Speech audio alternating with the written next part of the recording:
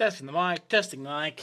Yo, yo, yo, I'm not here early. You are here early. Oh, you're so funny. What's going on, Backyard Bob? We are here. We're here. We're ready to rock. We're ready to do another stream. Let's rock and roll. Let's do this. Hopefully I'm loud and clear. Is my mic good? I'm back onto the camera one now, so that's much better. My LEDs, I should get me little LEDs going. Bazinga. Can't really see them that well. I need another light in the back there. It'd be nice to get that pumping a bit more. Cool. Let's get started.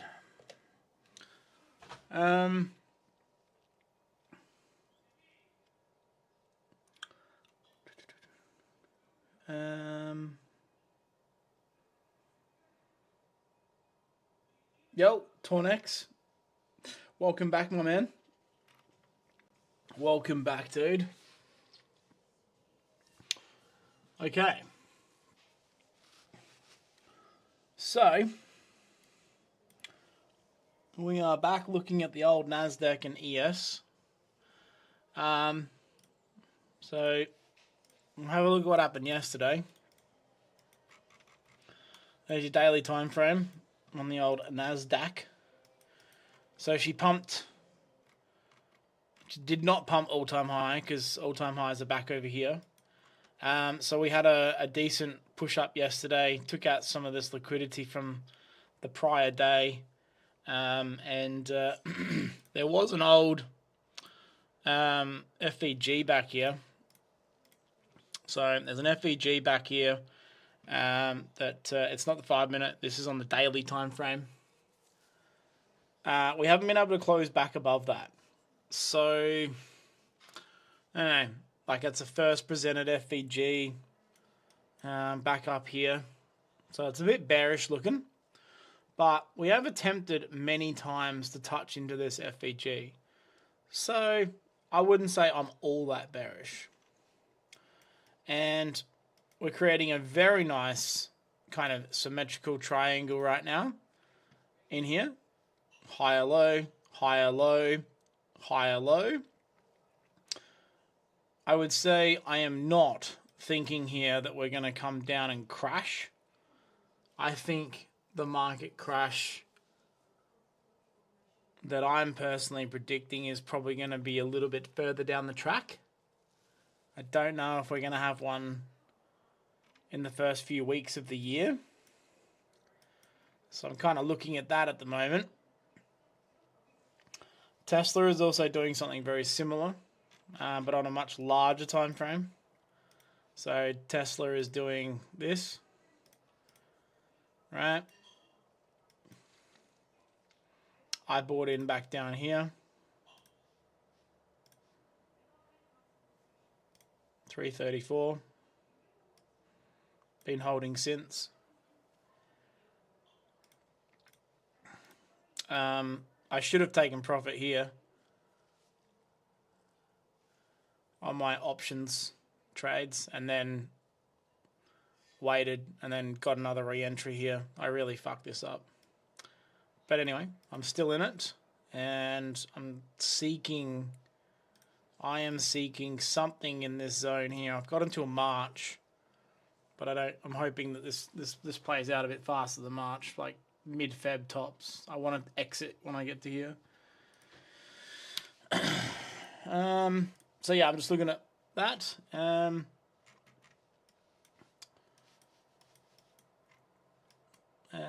What else we're looking at? There's no more fair value gaps below price. We got a little bit of low-lying liquidity here on these prior day lows. It's a little bearish in the sense that we did not close. So if I go back to the daily time frame, sorry, just quickly, we did not close above the previous day high. Same with the day before as well. So Monday we didn't. All right. I kind of went through some of this yesterday. we closed below yesterday, the previous day, Friday's high, which is a little bearish. And then yesterday, CPI, same thing again. It pretty well did exactly what I said I was going to do. It's going to take out those highs.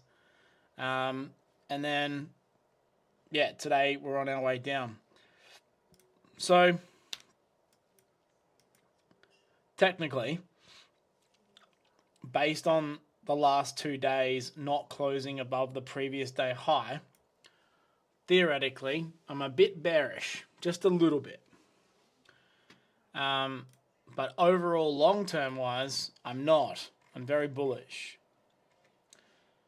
We are holding yesterday's 4-hour fair value gap right there. So 4-hour.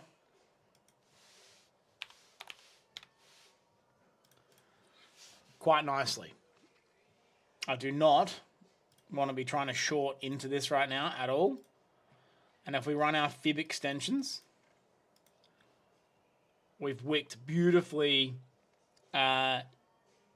off that before the close of last night, off that 50% retracement of that FVG. So right now, I am not going to be shorting into that 4-hour fair value gap. It's just not going to happen. Theoretically, this is actually a BPR in the ICT terminology.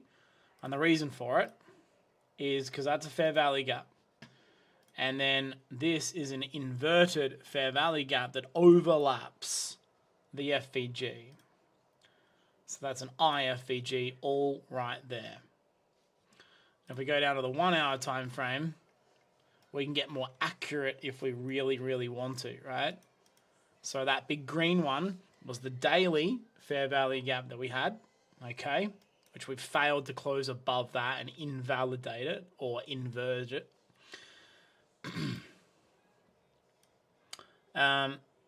Here is your 1-hour FVG, okay. Your first presented's back here, but it's very small. This is more significant because it's much larger. And then on the 1-hour time frame, here is your FVG on the 1-hour time frame, and it's overlapping 1 hour, and it's overlapping the FVG, the IFVG. So this is a BPR. All the way through here. I don't have a BPR thing because they're technically two separate things. So I do not want to be shorting today into this. I think we're going to be short-lived, if that makes sense. All right.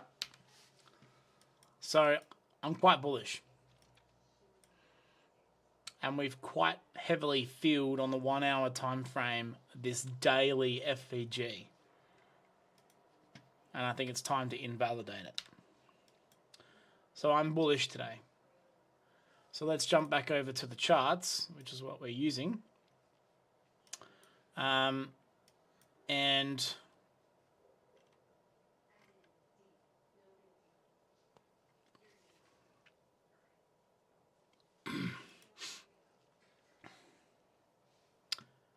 we will need to we need to be prepared that we might have to do 2 trades tonight. What I will consider is the first Asia sweep. So I'm hoping price comes down and we get an entry somewhere around here for this Asia swing, and then we just ride that back up to the Asia high from today. Okay, that would be very nice. But we need to be realistic and know that the previous day low, okay, is down here. Right? Now, Asia low or Asia high trades, I would say they are like for me, they're like a B++ setup. So they're very good. Very good. But prior day low and prior day high and prior week high and prior week low, they are A+ setups. So what I would really love is for price to come down to PDL and then we go up. But it might not happen. So I've just got to be prepared that if we get the Asia, we try to take that trade, inverse it, and we run it. If we don't, and it stops us out or whatever, we have to be prepared for the PDL to get tagged, and then it might be a second entry. That's basically it. I'm going to delete these fair value gaps off the, because we don't really need them on anymore. So that's what I'm currently looking at. And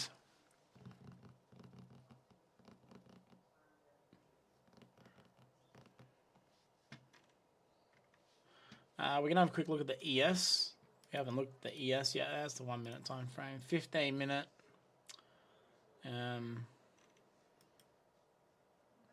Yeah. Nothing really there. It's a fair value gap here on the fifth. Yeah, so there's a 15-minute fair value gap here as well. I'm not really surprised because the 1 hour and the 4 hour, the 1 hour and the 4 hour have a fair value gap here, so makes sense. All right, let's go to the ES and have a quick look here. Daily time frame. We're at all-time highs, so we have pretty big divergence between the ES and the Nasdaq, which is fine on a higher time frame. It's not that bad. The Nasdaq has the top 100 tech companies, and then the ES has everything else that's in the S&P 500. So it's a different liquidity pool. Yeah. So there's your previous day high. Okay. There's your other previous day high down here as well. So we closed just inside that. Price yesterday went up, wigged it out, took it out. Theoretically, we're bearish. Bearish because of that. We're bearish. So we have to watch this PDL, see if we get a reaction off of that and a bounce. Or whether we keep sweeping. All right. But I already have that marked out anyway. I probably should mark that one out. We'll just mark that one out for the sake of it, just so it's on the screen.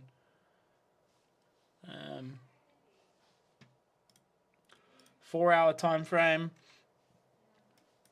Exact same thing again, guys. Exact same thing again. We have FVG. 4 hour FVG. And a 4 hour inverted fair value gap, which is a BPR. Okay. So, as it stands in this situation, I am not wanting to short this at all. Not while we're in this, because I expect this to hold and I expect this to go up.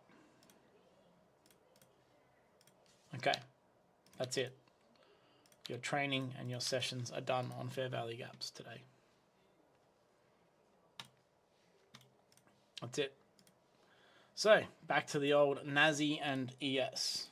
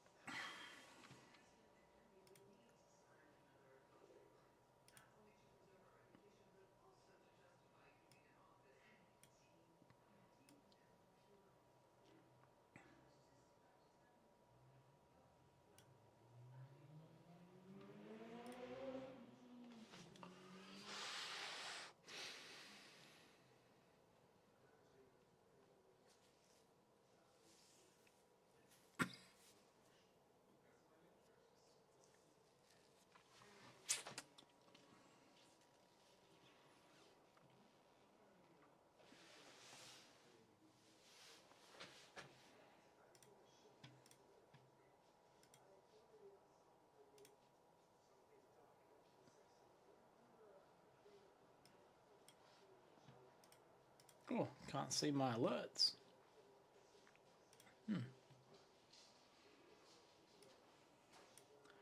While this is doing this,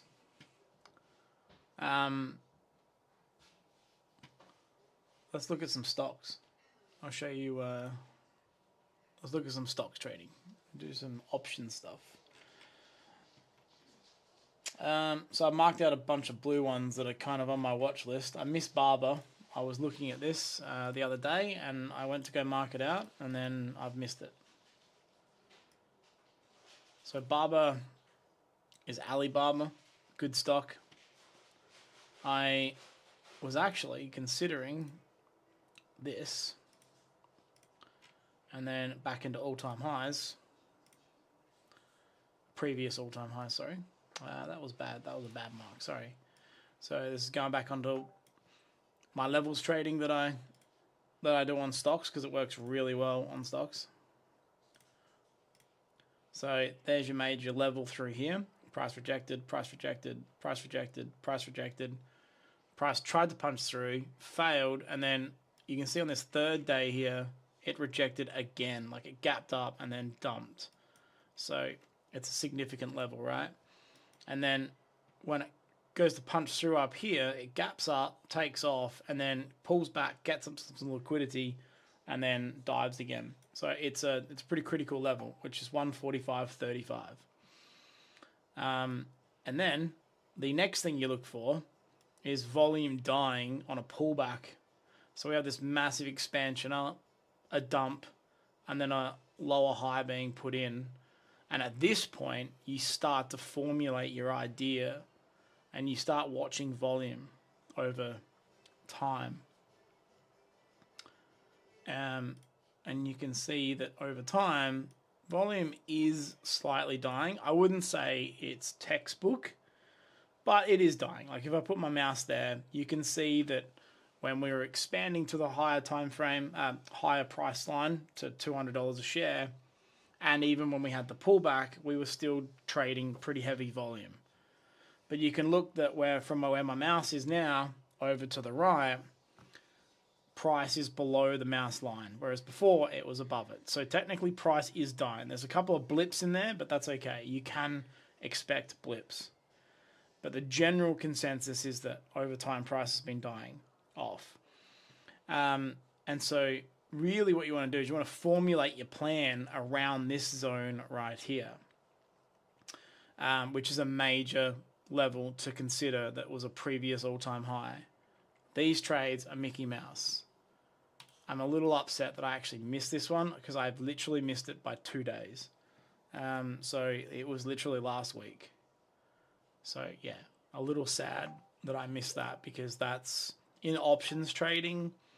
$1,000 on an options contract. If you can buy them at that, you might have to maybe buy them at $3,000. But on a trade like this on $3,000, you would probably turn that $3,000 into 9,000 just on that one little blip. It'll be a 2x return right there. So yeah, super sad I missed that one. And if you're thinking like, oh, where do you take profit? Like, you know, which one do you take? You just do the same thing with levels trading. You just look back at where was the last resistance back over here. So there's a high here and a high here, and there you would think that they would take the liquidity from there from anyone going short. But when you come back over here and you draw this level, you can see here as you start to move your line up and down, you get better and better at this as time goes on. But there's a lot of, in my opinion, there's a lot of price action right here at 170.51. Rejection wick off. Liquidity hunt, rejection wick off, price pushes up. Price gaps down, took out any liquidity, gap filled, and then continued to close below this price. And then when we gapped up here, this opened the following day as a gap down and then dumped under, right? And then back over here on that Friday, we had a full doji, like bears and bulls were completely fighting, didn't know which direction it was going, price dumps. And then on this candle here, price pushes back up, fails to push back above that 170, 51, and then dumps. So in your head, you can kind of say to yourself, okay, if we were to bounce off of this low down here, okay, where is my first take profit going to be if we bounce up and continue up? It's here. Not really. Okay, so for 9 weeks I did. There was a guy that I knew. He was like 10 weeks into trading about, Jesus, when was this? In 2024. So almost a year ago, February. That wouldn't have been February. Would have been about April 2024. There was a guy that I met during one of my first trading communities that I was in, and he was working with a guy who was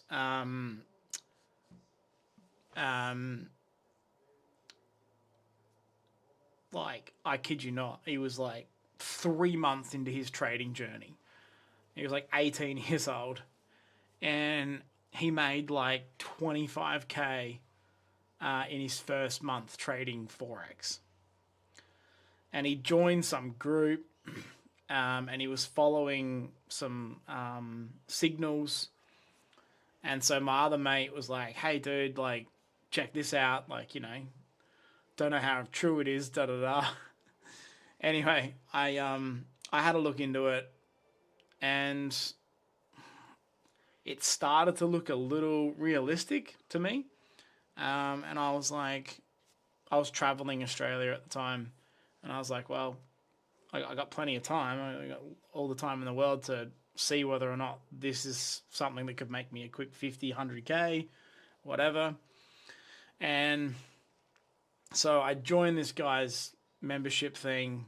It ended up being like a multi-level marketing tool that you got access to this group that gave out these signals. I swear to God, the rest of their shit was full of crap. But the signals part was what I was after. I ended up getting a whole bunch of data from this guy through spreadsheets. Now, you might not know too much about me, but I used to do a little bit of software programming, and I used to be a business analyst. So I used to work with spreadsheets, data analytics. I did that for quite a few years for a software company.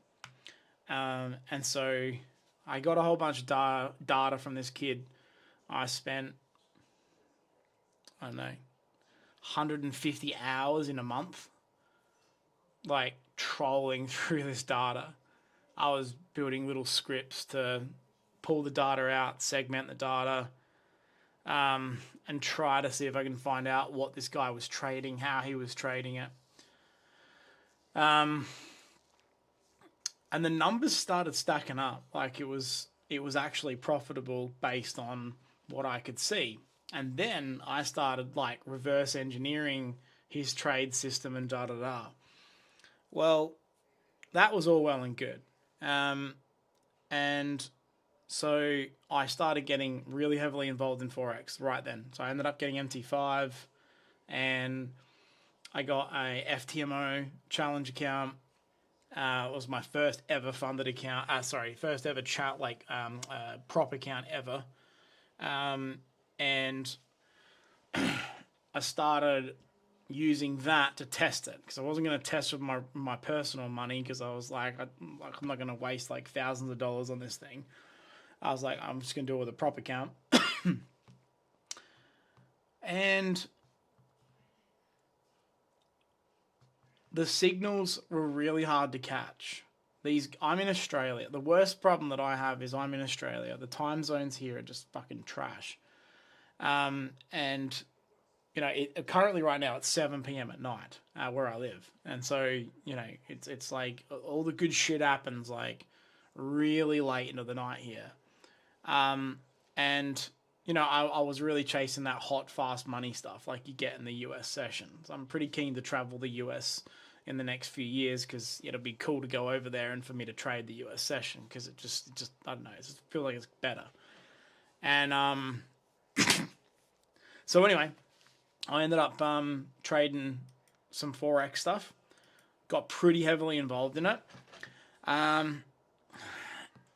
Literally got funded twice following his system. And then FTMO declined my funding both times. The second, the first time they declined it because they, I didn't hit some consistency rule, and I was like, fair enough, that's cool. I'll adjust my calculations and my lot sizes. And then the second time I got it, I was dead set keen this thing was going to work, eh? I was like, this thing's going to make me like 100 grand this month. And spent like almost a whole month trying to get funded on this account, trying not to blow it, trying to hit the consistency rule. And one day there was a news event that happened and price just went nuts on the screen. And on the chart, on MT5, it was fine. Never hit my stop loss. It was totally fine. But according to FTMO, they closed my account the next day and they said that I broke a rule. And I contacted their support and I was like, what the hell's going on now? And they sent me this screenshot of the numbers on their end. Their exchange, so FTMO's exchange, like their data feed from MT5, showed that price ran like almost 1,000 points. It was like a blip on their screen, and I took all my screenshots from TradingView and also MT5.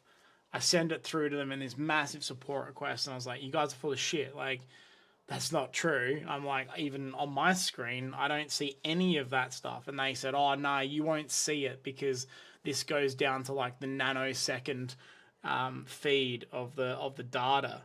And you won't see that because like the trading systems that you have access to are like all the free ones. And so they only really give you like real-time data in the 1 minute time frame. But there was apparently some anomaly blip that went down like 1,000 points. And so the account went into drawdown by like, I think something like $6, because I was up like 9.5 grand and I only needed $500 on the account to pass. And apparently that blip was enough to put me out by $6. It like wiped the whole account apparently in that. And literally their screenshot showed me, and it was like 1 second. It took 1 second for price to go down and then with me like technically take me out of that. Since then, I've never been back to Forex. I don't like it. I really don't want anything to do with it. And I've never been back. I cancelled my FTMO accounts. I'd never renewed any of them. And I cancelled my subscription to this group and I left it. I was like, nah. It chewed up probably nearly 3 months of my life of like hopes and dreams and really pushing for it. And I just felt like it was a big waste of time. So I left it. I let it go. I've never been back since. And funnily enough, the group ended up kind of shutting down about 4 or 5 months later. Whole bunch of dudes reckon they weren't making money. It wasn't really legit. The guy who was running the group stopped giving signals. Apparently he was making so much money from obviously his like subscription fees or whatever. He started going on all these fancy holidays and then he wasn't actually sitting in front of his computer making trades because he was making like 10 grand a week from these subscriptions. So, and like donations from some of the boys that were making money. And I found problems as well. I personally find this is a big problem with Forex. Which you might find as well if you keep going down the path of currency pairs. They have the slippage and the spreads, which is the same as cryptocurrency. It's kind of part of the reason why I left crypto as well, because I was a huge crypto trader, massive. Like that was pretty well my bread and butter to start with, and holy shit, the spreads, and the slippage. Holy shit. Forex, yeah, look out. Forex can get bad. I mean, there's an old saying in Forex, like you'd never trade Forex between, I think it's November to February. It's the dead 3 month period. It's called the dead quarter because like the markets move sideways between those 3 months and there's no liquidity and the spreads are like insane. So you're just going to get shit fills unless you're limit ordering in. You have to limit order in everything. You can't market because you'll get shit spreads. And your risk to reward goes out the window and it can't be good trading. Most people I know that were either involved in currency pairs or started in currency stopped.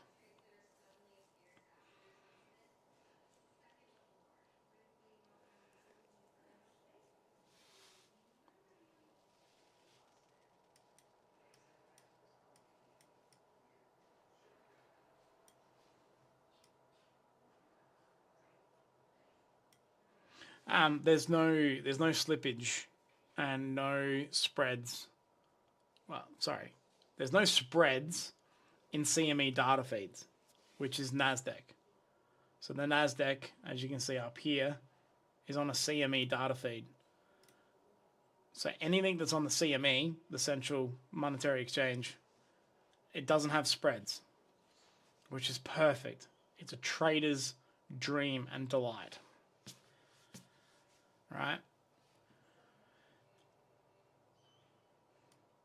It's one of the reasons why a lot of people, like there's a lot of people coming over now to futures from what I could tell.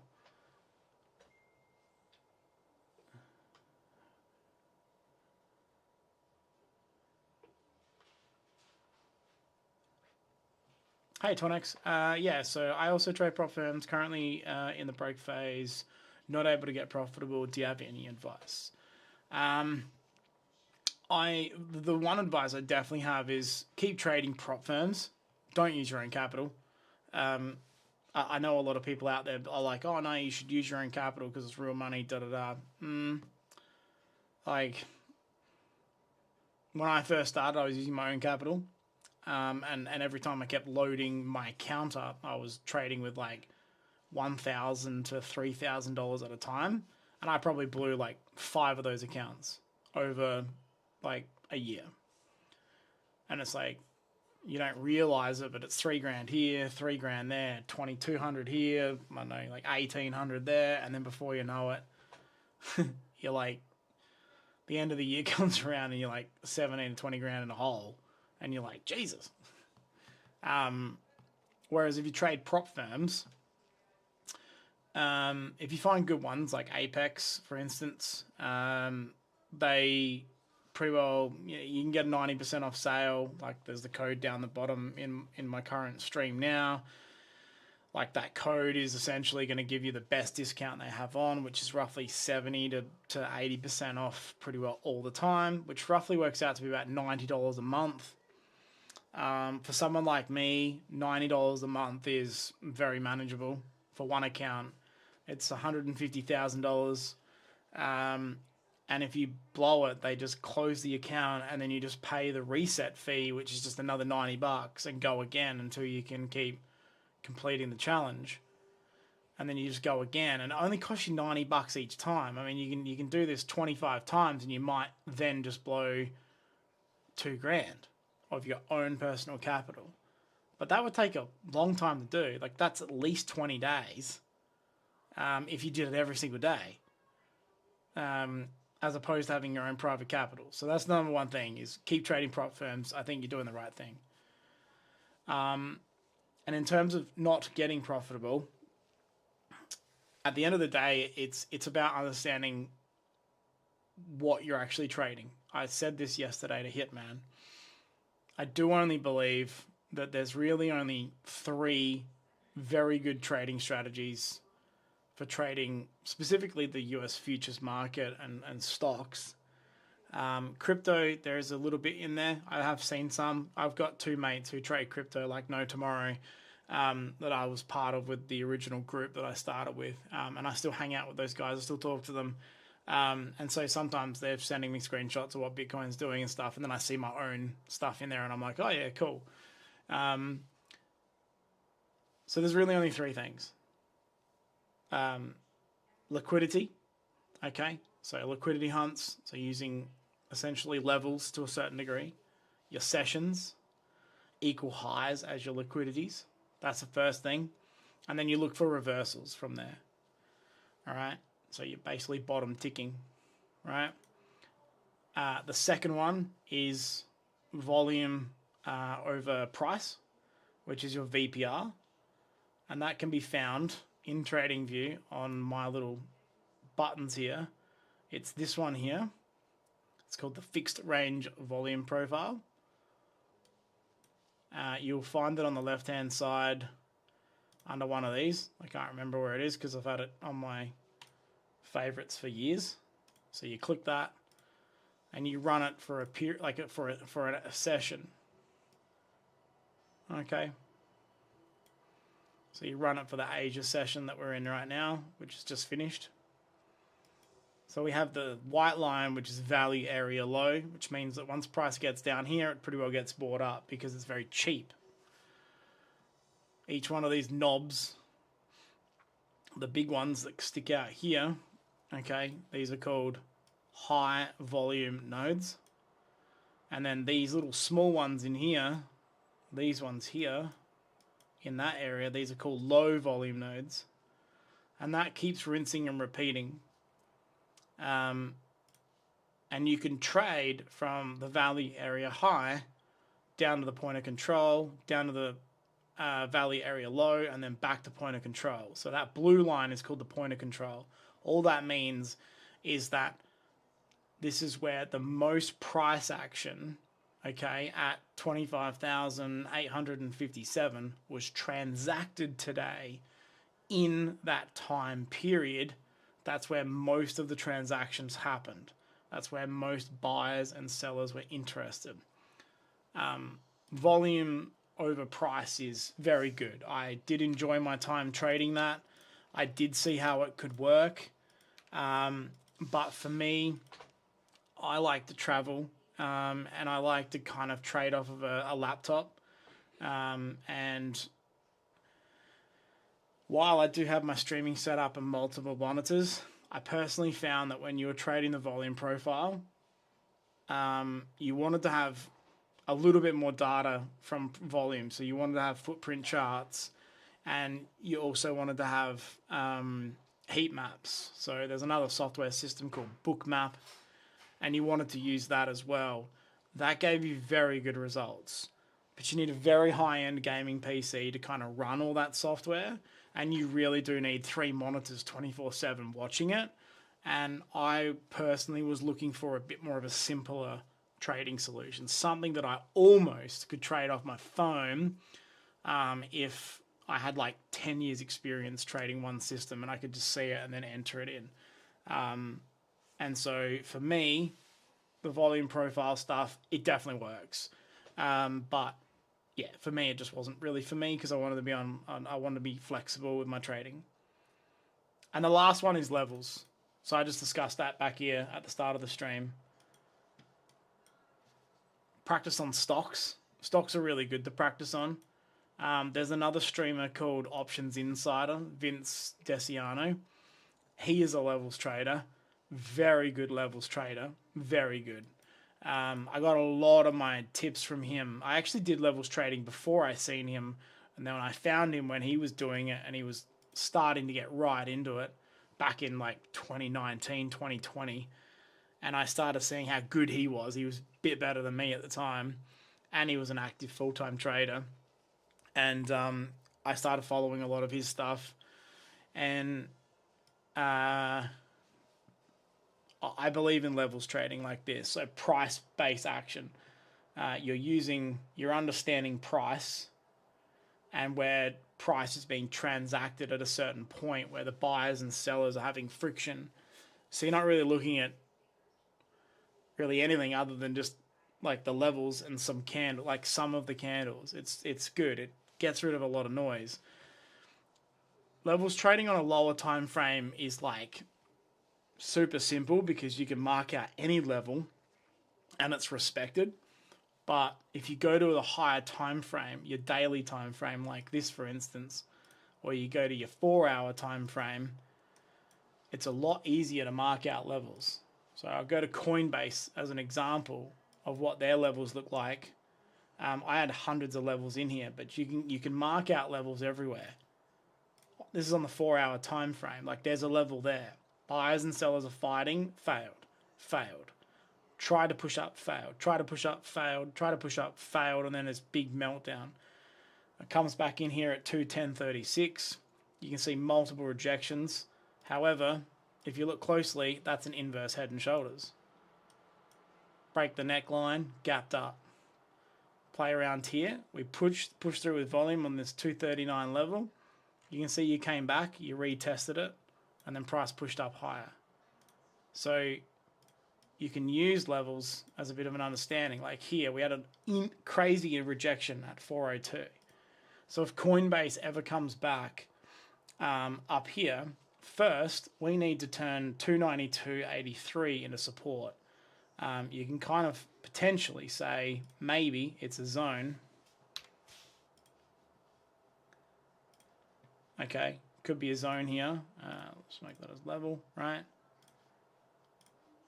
You want to see Coinbase do this. Break through there with volume, come back, hold, and then up you go.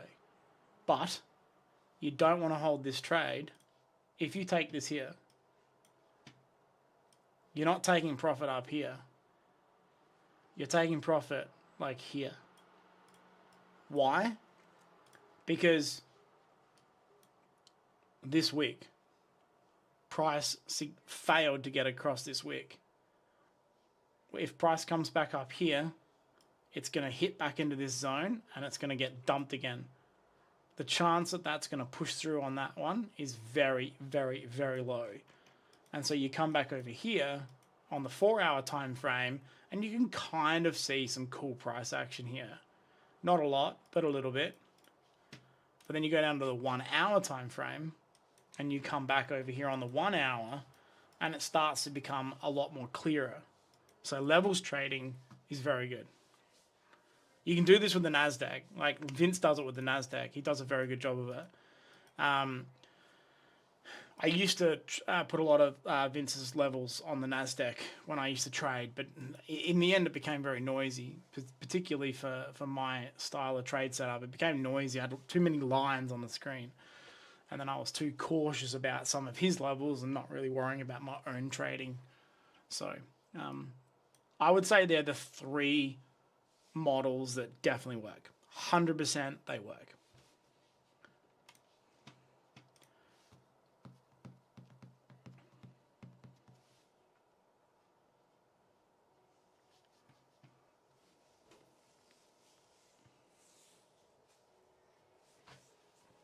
Any other questions?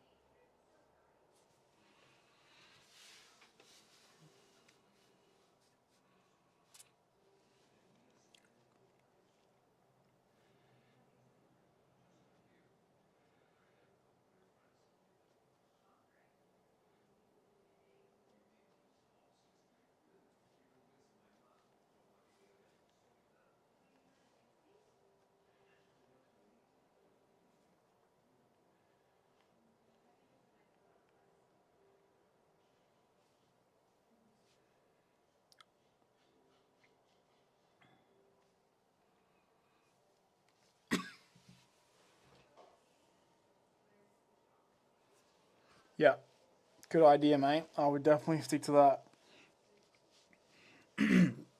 There is one other little tip that I can give you with prop firms. Not sure what size you're trading with. Try and see if I can write this out for you. So on a 150k Apex account, let's make this bigger.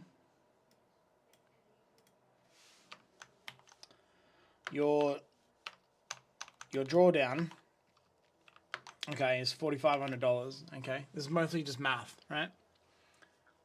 And then so if you hit the drawdown, you're going to blow the account and you got to start all over again the following day, and you got to reset it and shit. So what I like to do is risk. This worked.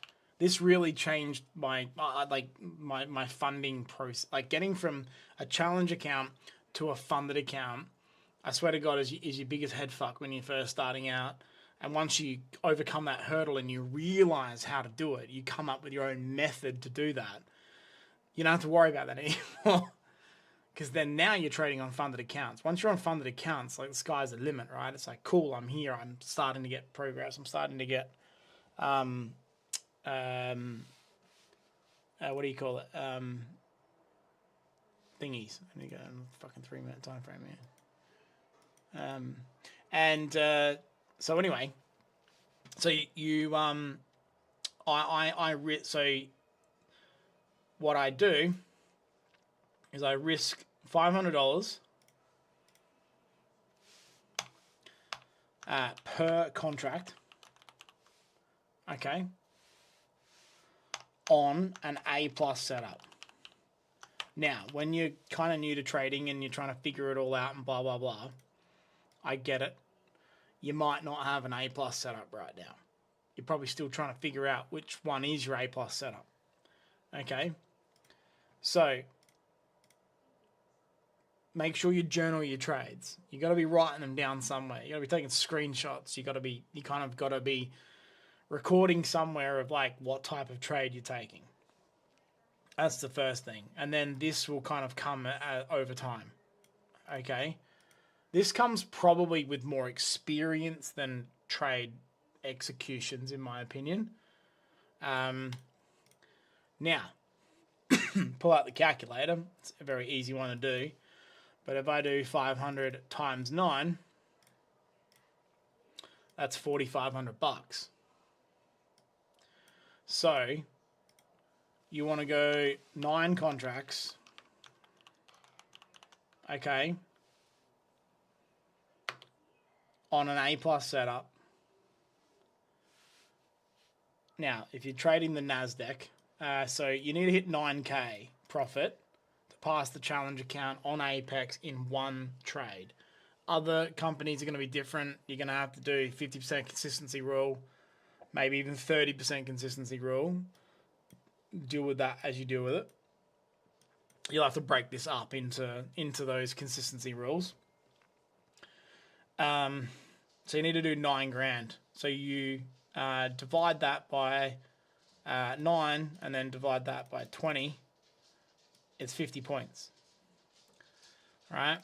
So reverse that and go, if I did 50 points on the NASDAQ and every point is worth $20 and I'm trading 9 contracts, that's $9,000. Okay? Now, you will have fees in that.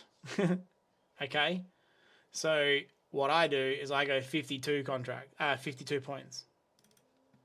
All right? So for instance, tonight potentially is a really good night for me to probably trade the a couple of prop accounts on Apex, because if this ends up being an A+ setup for me, I can just YOLO them. So let's say we displace down in here, jump around, we invert the fair value gap, we come back for a retest. I'll take the trade on the prop accounts, okay? And then you want to target 52 points. There's 52 points there. All right, that'll get rid of your fees. That'll come out for your execution of your trades. Apex do know whether or not you're running a stop loss, and they can decline you for a funded account if you don't use a stop loss. It is a new rule that they wrote nearly 2 years ago, and a lot of people don't know it's in their fine print. So please set a stop loss with Apex. Even like, just set it. Even if you set it so far out that you'll blow the account, whether the stop loss is there or not, it doesn't matter. You just need to set it within what they classify as like a short period of time when the trade is executed. A lot of originally when they first brought the rule out in 2023, I think it was, you had to 2020. Yeah, I think it might have been 2024. In 2024, they brought the rule out, and they said you must have your stop loss preset when the order is executed, which means that you needed to do bracket orders in your trading software. Bracket orders are a pain in the ass. If you're a swing trader, bracket orders are fine. But if you're a bit of an intraday scalp trader, bracket orders are a nightmare. You don't want to do them. A bracket order is essentially you defining where you want your stop loss to be. This is looking really good, by the way. The ES is like nowhere near the Asia low, and like Nasdaq's just like almost about to tap it. This is really good. We're gonna get like an S&T divergence here. I like it. I like it a lot. So that is probably my biggest tip right now is trade the NQ, trade 9 contracts on a 150K account. You're risking $500 per contract on an A+ setup, and you have to target 52 points. Make sure you set a stop loss, but who cares about the stop loss because you're going to blow the account if it goes in the wrong direction. So don't even worry about it, but just make sure it's set somewhere. It's got to be there in the system. That's the best way. The best way to get funded, like hands down, it works. I actually have not blown an account on Apex trading this on an A+ setup. I've done 12 funded accounts, I think now. A couple of them were on Top Step when I first did it, and then I found Top Step was a bit of a pain in the ass.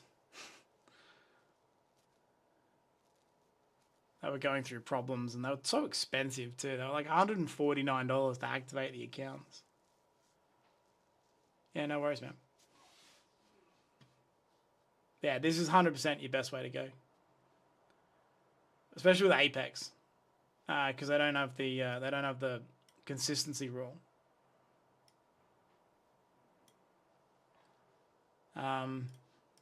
We'll work it out on the 50. I'll work it out on the 50K for you, and you can take a screenshot. I don't know what you're trading. If you're trading a 50 or 3, even there's a 300K account, but honestly, you don't need a 300K. The best account I like is the 150K account, because once you are funded, you're not going to be trading 9 contracts. You're only going to be trading 1 or 2 tops. And seriously, like $1,000 stop loss is like, is like almost 50 points, which is as big as that. And that's only $1,000 of $4,500. So you get 4.5 shots at trying to hit a home run trade if you're a bit more of a larger swing trader, right? Hence why I like that's why I like the 150s better. So 50K Apex. So 50K Apex, your daily drawdown. I think it's $2,500 the last time I checked. And then, so per contract risk. So once again, A+ setup, we already know that. So it's 500 divide 2,500, which is 5. So it's 5 contracts. Okay. On an A+ setup. Oh God. All right, and then same thing again. Get the calculator out. and your profit target, actually, yeah. So your profit target is on the is 3K.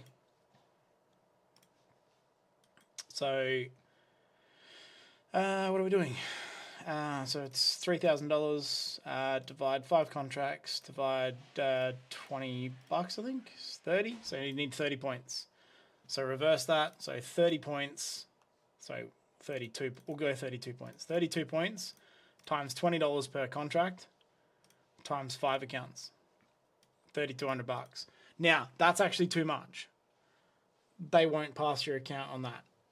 You're not allowed to be $80 over on the accounts. $84, I believe, is the cap now. They just changed it like 2 weeks ago.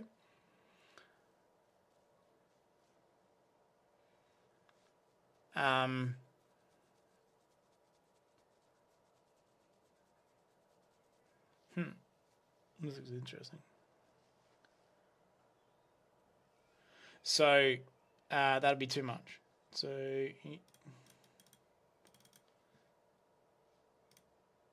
just go 31. So you're only looking for 30. Yeah, just go 31 points. Or even if you go like 30.5 points. That's it. That literally that is all you need on an A+ setup. 30 points on the NASDAQ, mate, it's easy as fuck. Easy. Literally just do what I do. Just wait. Just sit here and wait. Mark out your Asia high. Mark out your Asia low. Okay, mark out your prior day high and your prior day low. Look at yesterday. Yesterday when we did my stream yesterday. Look at this. I said to you guys yesterday, market's going to chop and go sideways in here. We might get lucky and get somewhere down here and be able to get an entry for a long. But there was so much liquidity sitting up here from yesterday.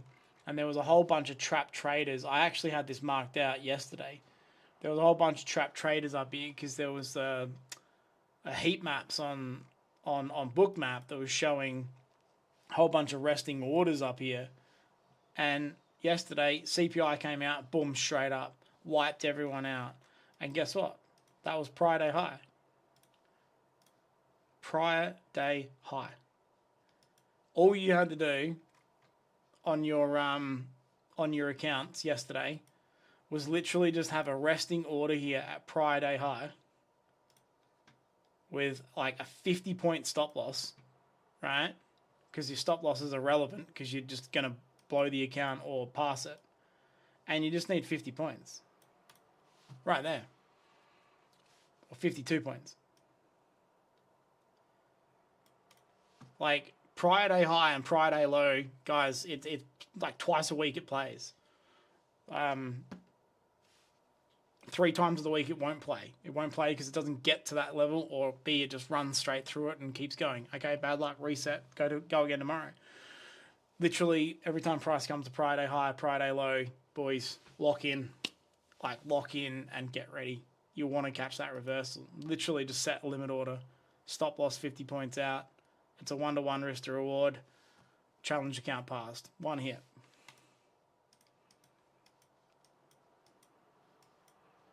Like if you're desperate and you're like, I just need a pass. Like, how do I do it? Sure, just do that. I'm going to turn on my fair value gaps here and my inversions so that I can get clear what the fuck's going on here.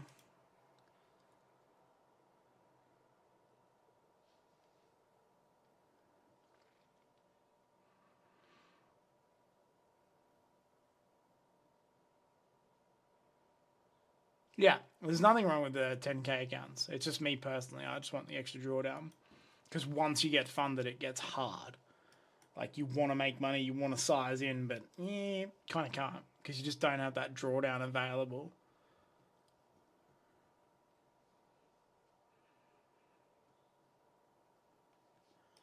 Tempted here.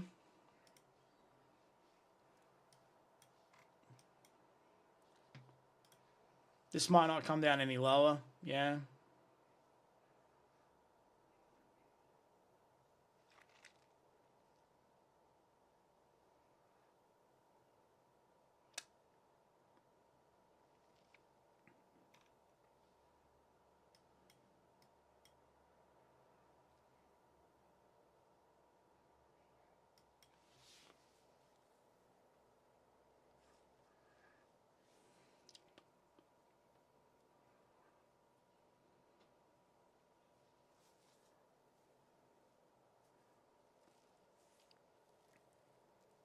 Are you trading futures, Tornax?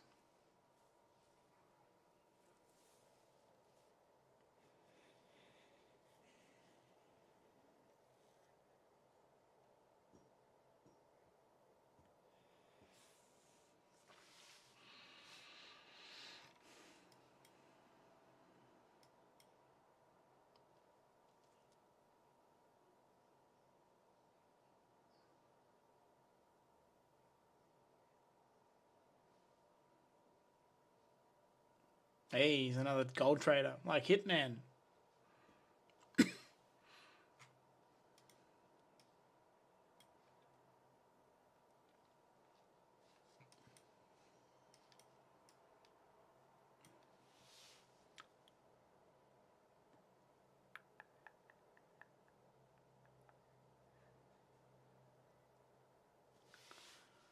We have PMI tonight, yeah?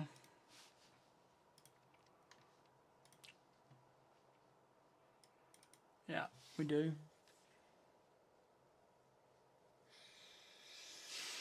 8:30 news.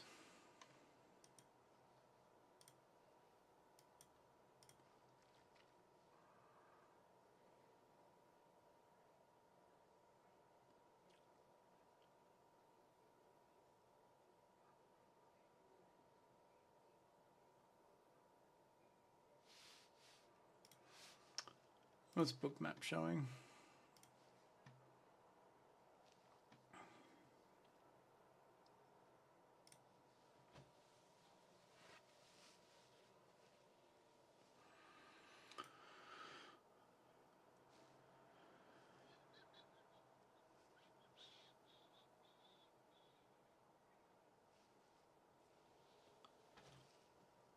It's like no orders on Bookmap either. CBD's monster, man.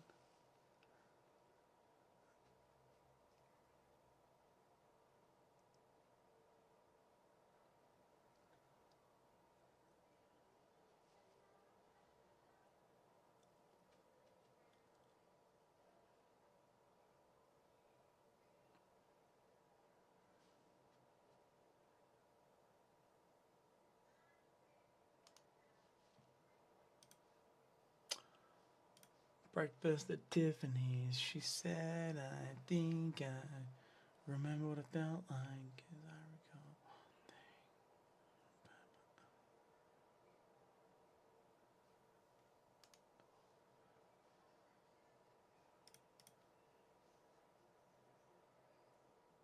recall. Gold futures. There we go. NQ.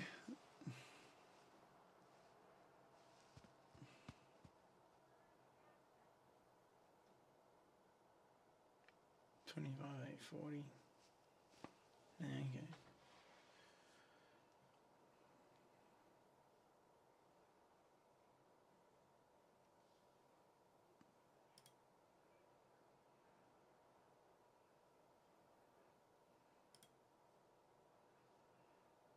$25,854.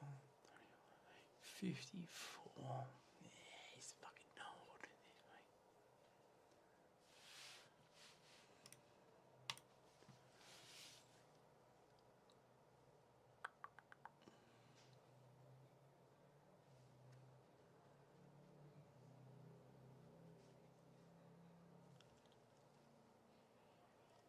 Zoom out.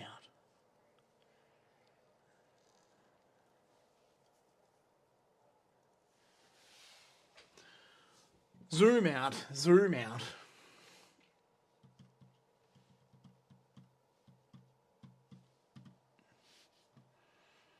If you don't know what I'm all looking at, I'm looking at this. Let's go to the chat.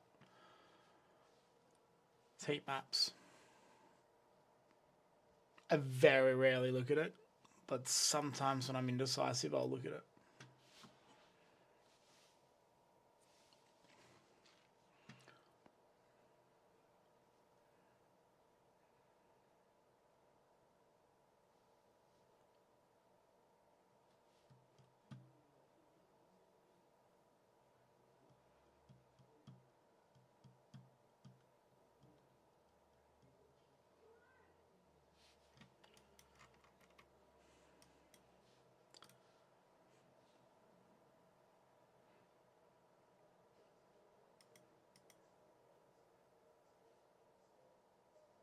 800.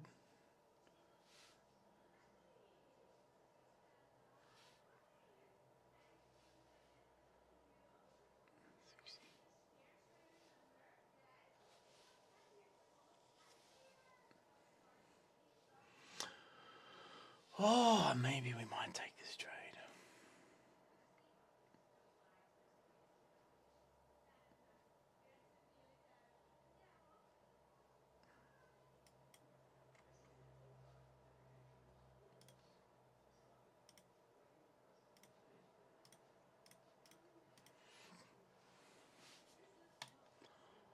Woof.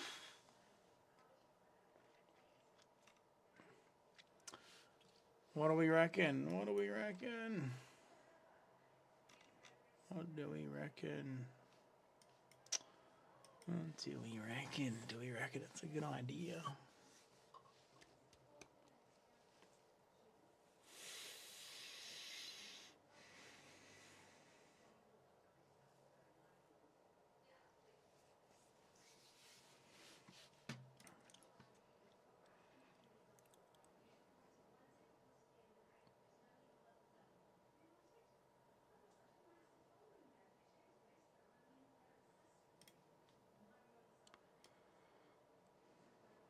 Oh, 10 points.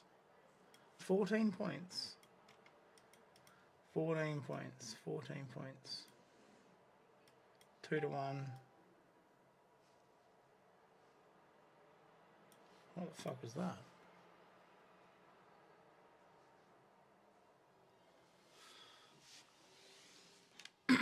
Alright guys, let's take this trade, eh?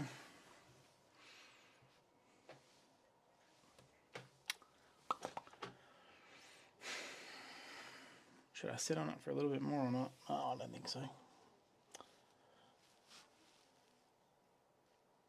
Oh, there's a monster order that came in at 840, 848.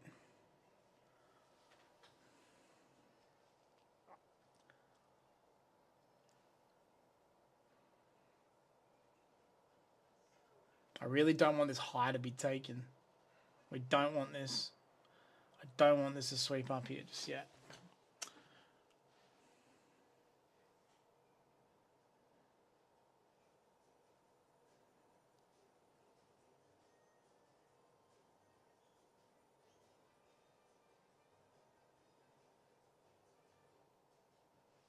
Where's that fucking order? 825, 800. Oh, that's zoomed out. Okay.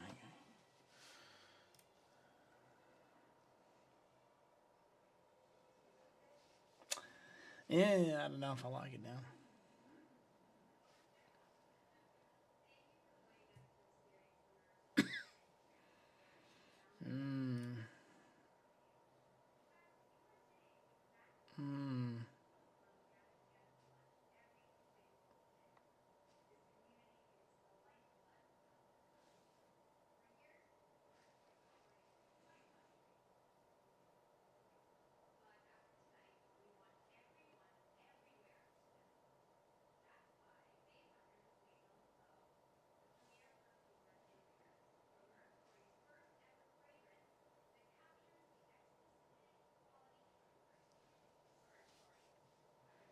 Mate, there is a monster order here. Look at this.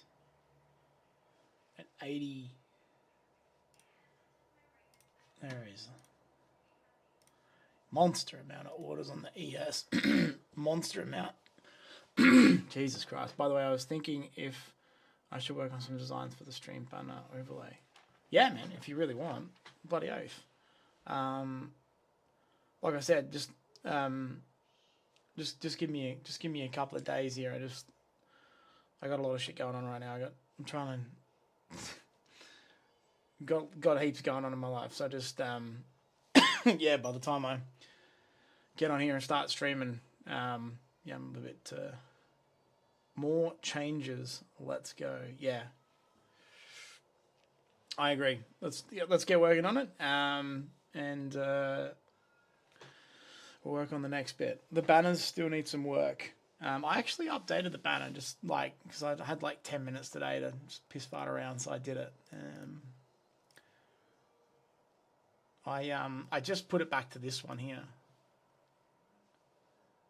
But I just got rid of my face out of there and I made it fit for like all of the apps. And hopefully that's just a little bit easier and cleaner and simpler to read, right? Live daily, 3 a.m. New York. Subscribe. My website's there for when I want that to go live, even though it is technically live, but whatever. And then, yeah, just a little brief description. Okay, cool. Thanks, 2NX. I'll check it out soon, man. That's cool. But yeah, keen as to get onto it. I am keen as. I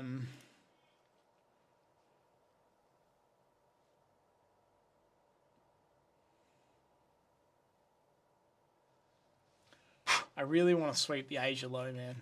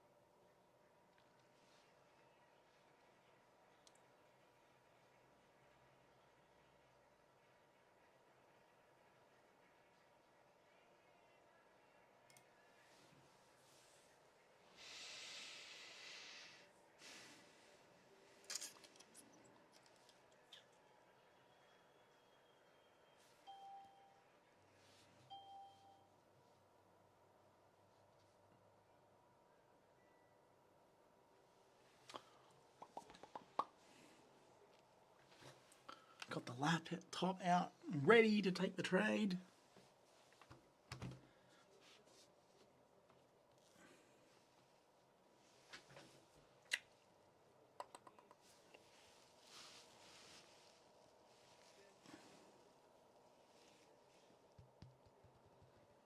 I reckon we're going to get a 6 a.m. reversal here. I just don't know. It's got this feeling. I really don't like how we just took out that London high in that move just then. There was no entry either.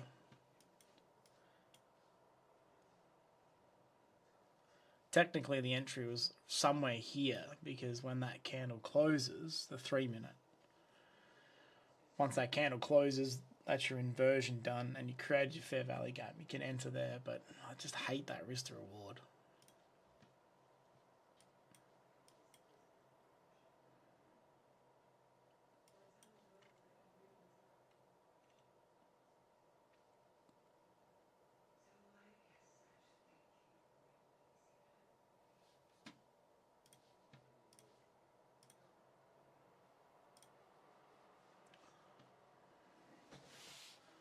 Very channel-like.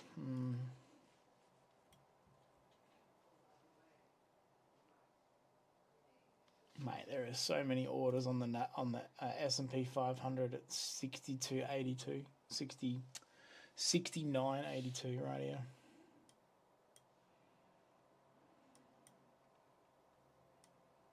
So many.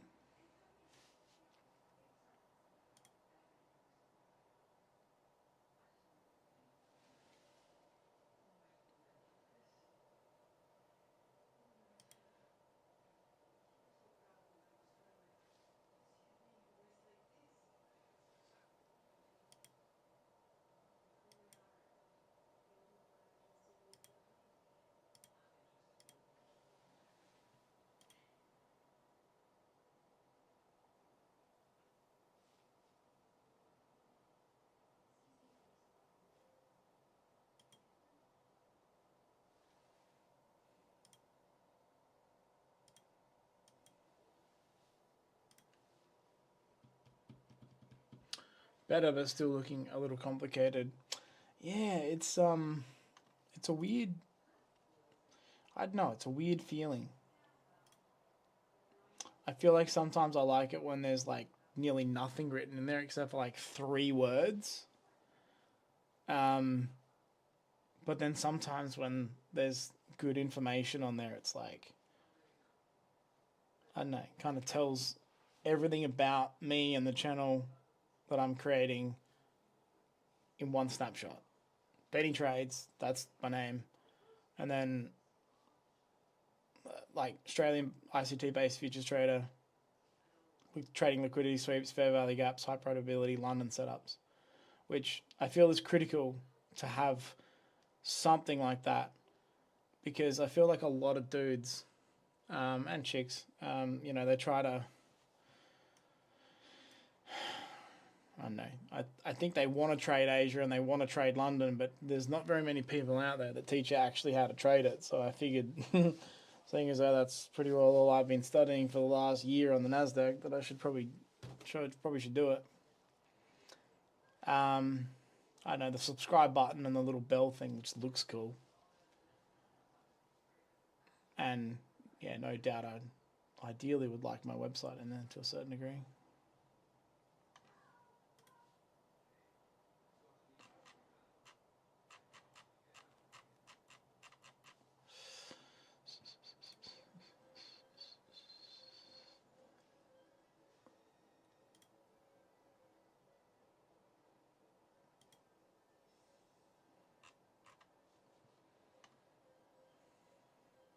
See, this thing's gone. It's ripped.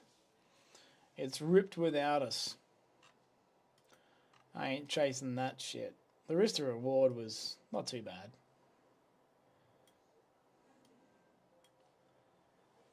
At 24 points to target the Asia high. 25,925. Wonder if those orders are on them. Yeah, that fucking haven't gone up high enough yet.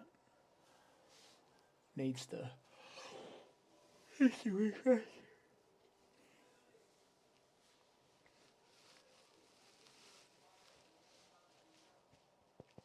Why can't we manipulate?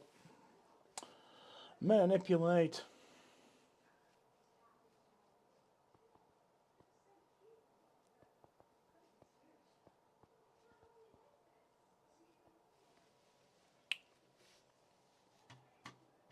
See if you can read this, guys.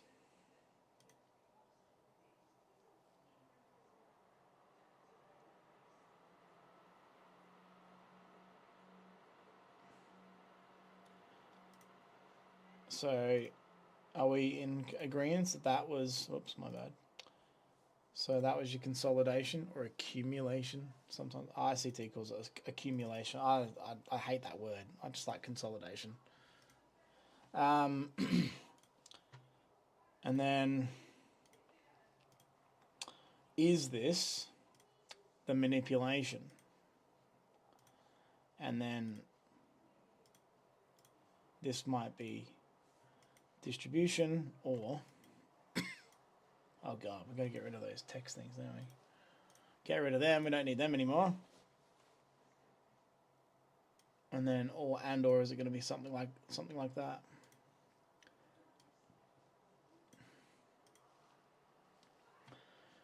It's a bit hard to read, but that's what we get, right? Accumulation, manipulation, distribution, AMD. It's typically what you get. There's another trader out there that I joined many years ago. This was called a boardroom. And this would be called drop level 1.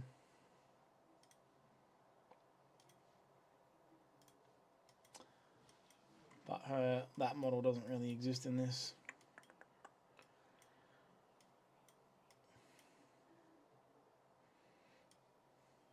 It's a 5-minute time frame, yeah.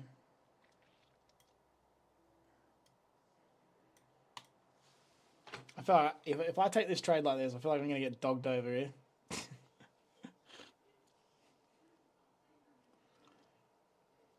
feel like I'm going to regret it.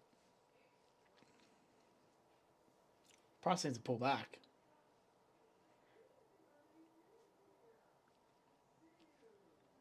Price needs to pull back.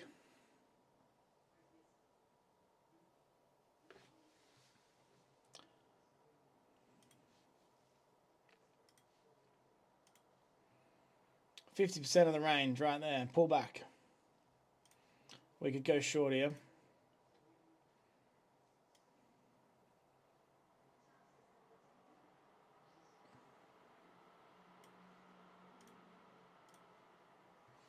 do you reckon?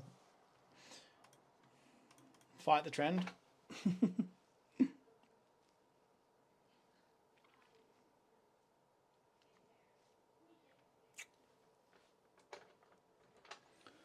guys can hardly see me. I'm nearly jumping outside of the camera.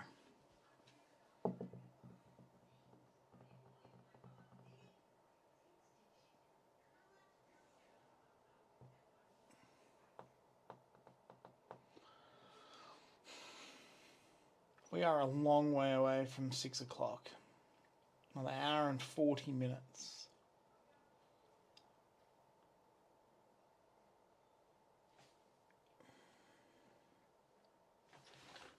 I'm going to draw it in there.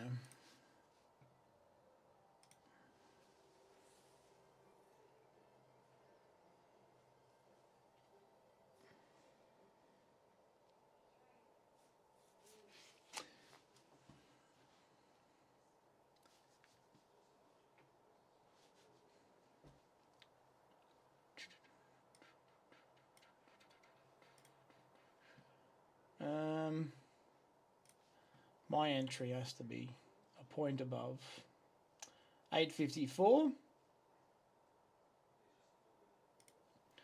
So my entry will want to be 25,855.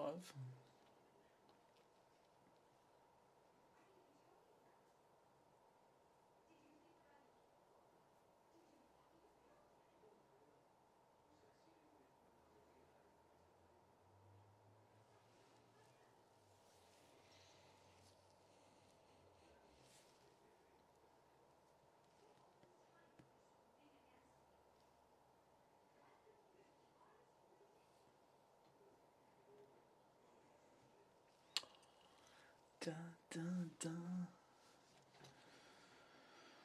Da, na, 855.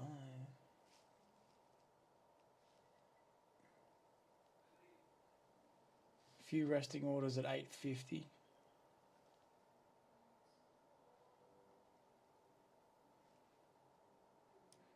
Maybe we go conservative.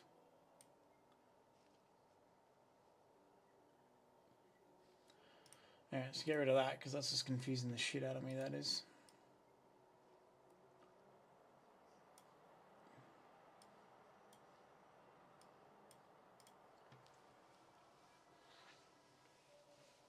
I want to front run these orders. There's an order block at 850.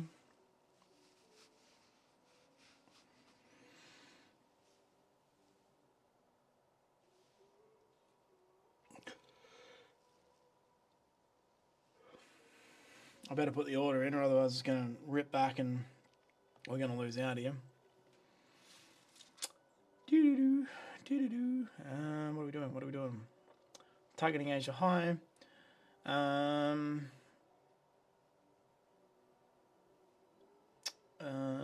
20 points.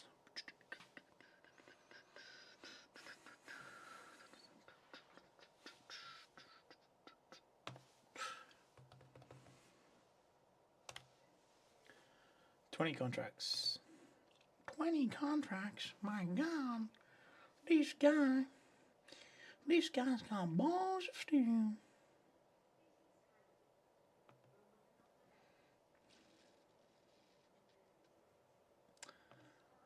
Place order.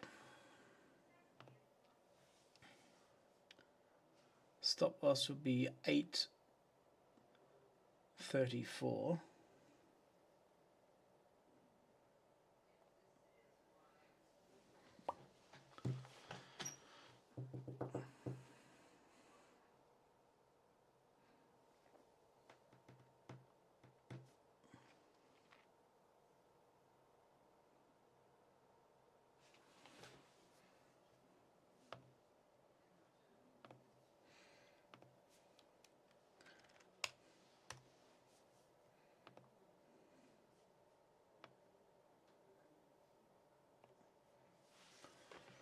If we're wrong, boys. If we're wrong, we're wrong.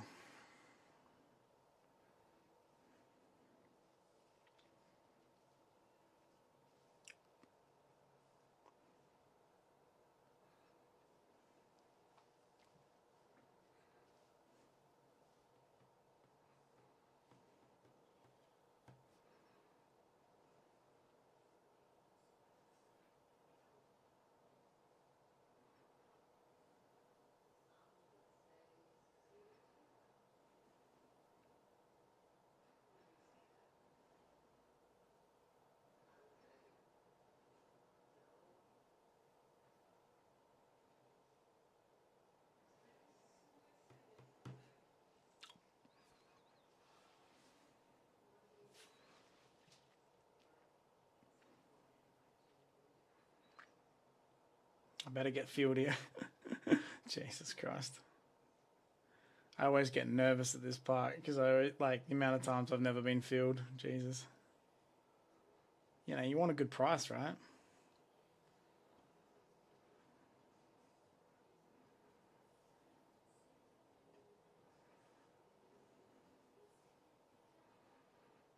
I just wanted to wick in there, pick up my order, and just run back up to the highs.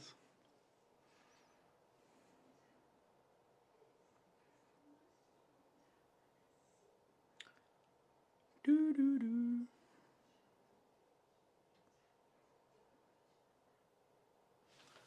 Do do do.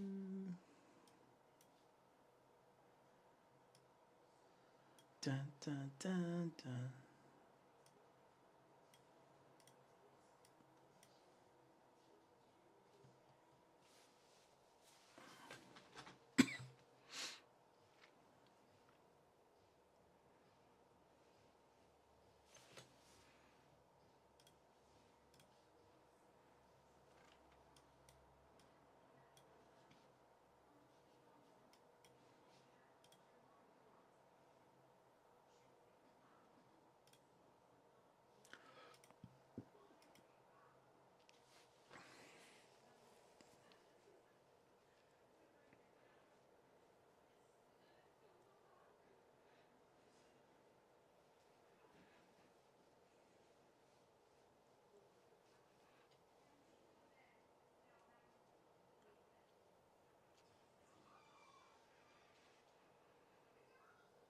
Dump, baby, dump.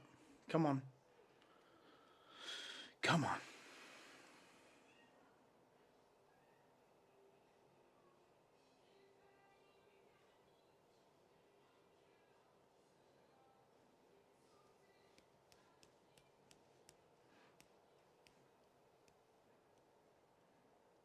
If anyone's wondering why I'm taking this trade, by the way, because we didn't sweep the Asia low, it's because sometimes price doesn't actually need to sweep the Asia low to take the trade.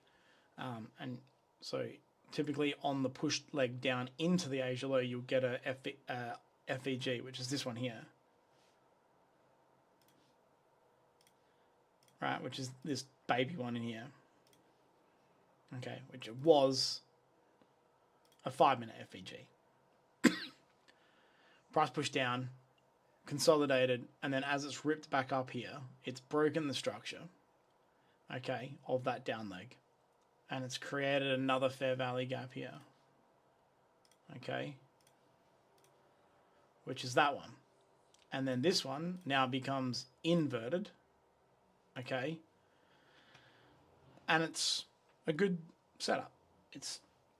This is not an A+ setup. This is probably like a B setup. It's a good trade. I got to be honest, I don't really think I'm going to hold this thing to the Asia high. Sometimes these setups, the B ones, don't really run that far. So yeah, if this plays out, it's a low probability trade. If you go on the 3-minute time frame, we have the exact same setup on the 3-minute.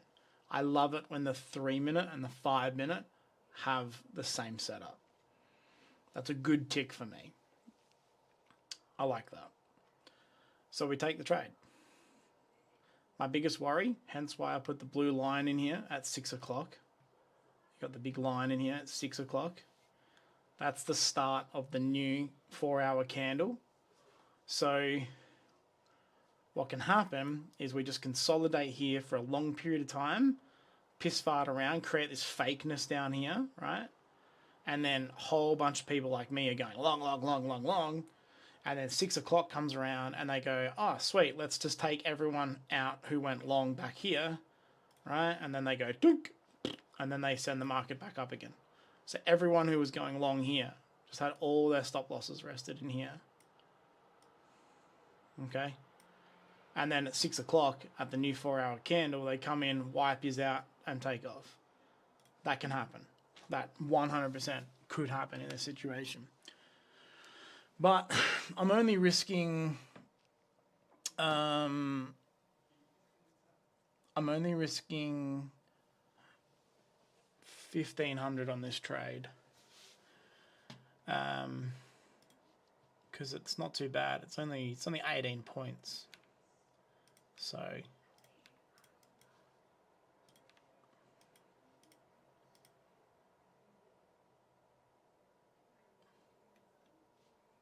yeah.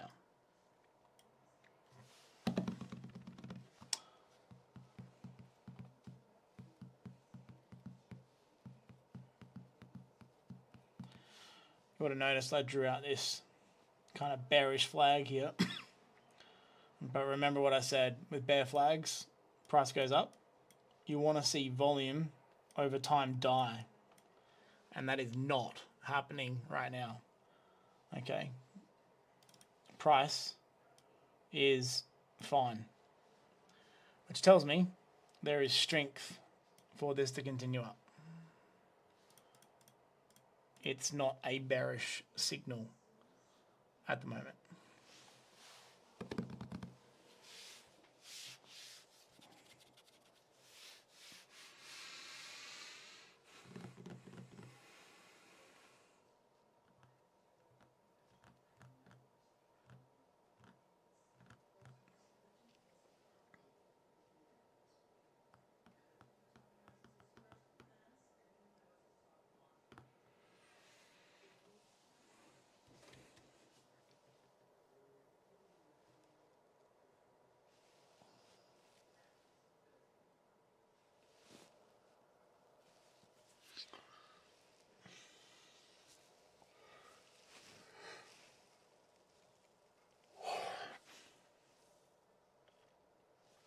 I should check the microphone, because oh yeah, the batteries look good. Okay, sick. Ding! What was that? Oh.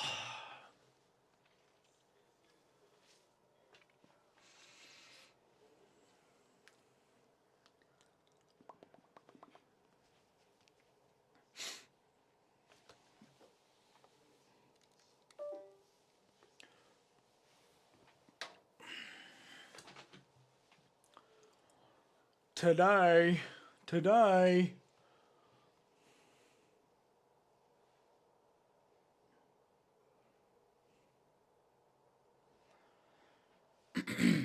Come on, just get this over and done with. Just whip down there, pick up the order, let's go.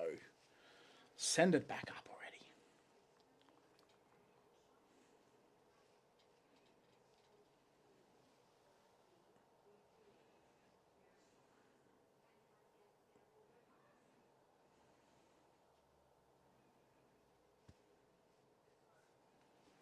Oh, and the other thing, I mean, it is inside my kill zone. But I love the best kill zones are at 350 to 410, yeah? So, would you ever start a personal mentorship? Personal mentorship? 100%. 100%, I would, yeah.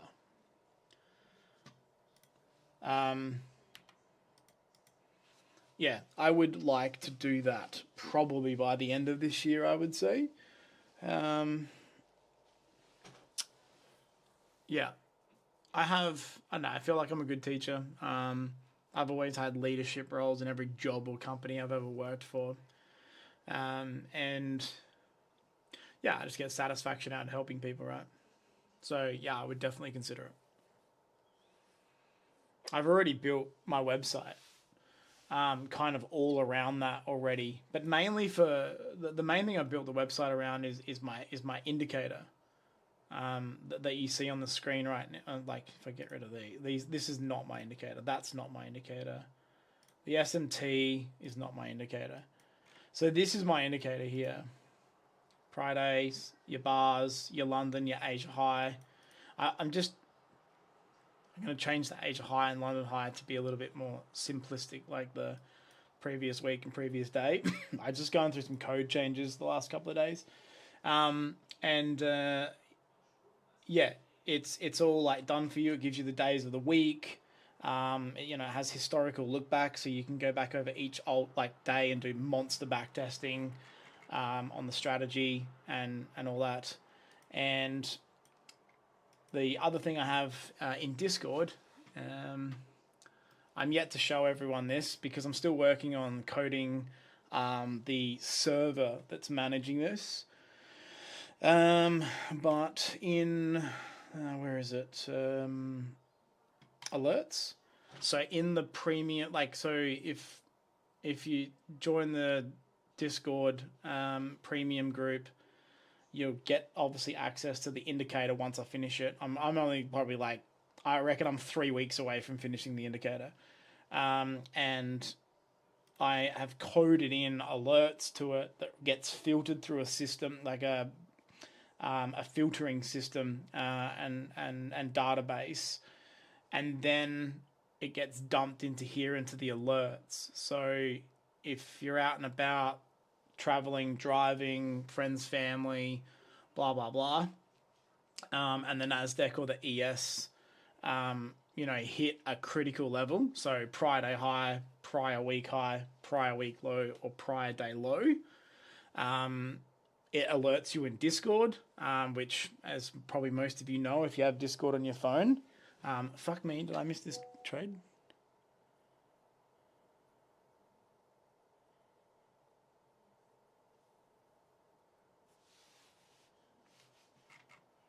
Hang on, just give me a sec.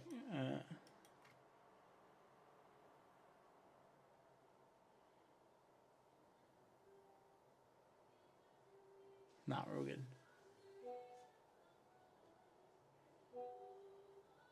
I have to keep an eye on this trade. Give me a sec, yeah. So, because I really want to get in on this one. If it's going to stall just before it hits my limit order, I want to jump in. Because that happens sometimes. Yeah, I did code the indicator myself. 100%. It's all me. And what was the other thing I was getting at? Oh, yeah. So, with Discord.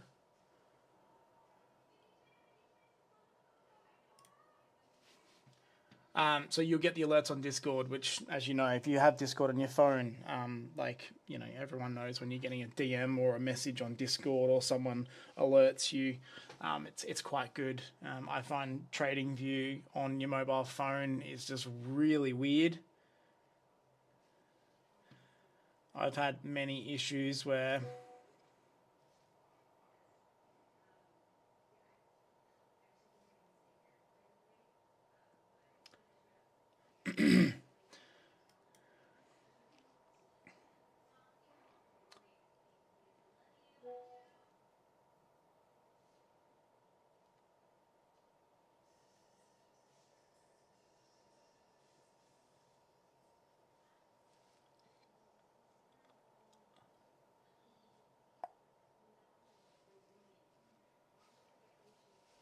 come on.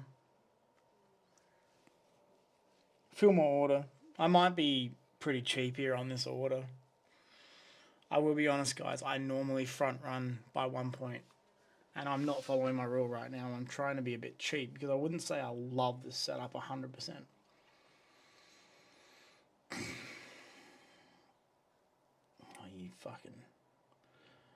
you dog. Come on.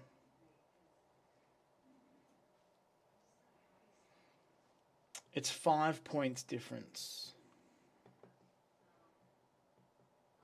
But for me, that's nearly $500 US on my two accounts. So it's like combined.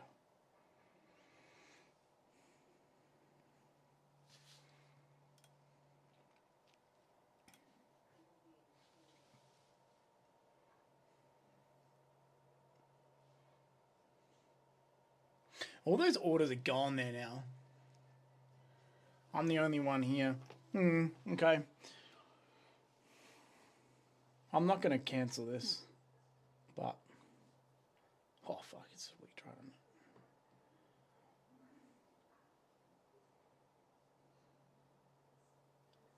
Feel me. I'm filled. Right. Oh man, that's looking bearish. Oh man, that's looking real bearish. We have to take the trade, boys. We have to take the trade, all right?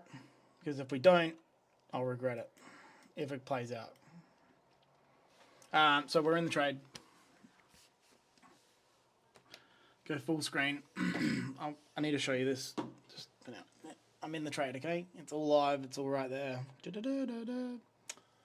Cool. Cool story. Cool story, bro.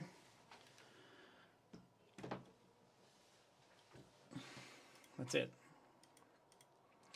We are in the trade.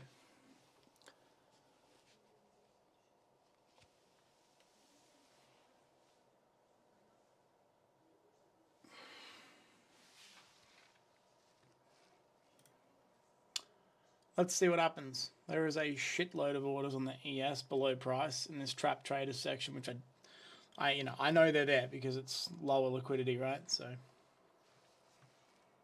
it might just get tapped and we might get stopped out.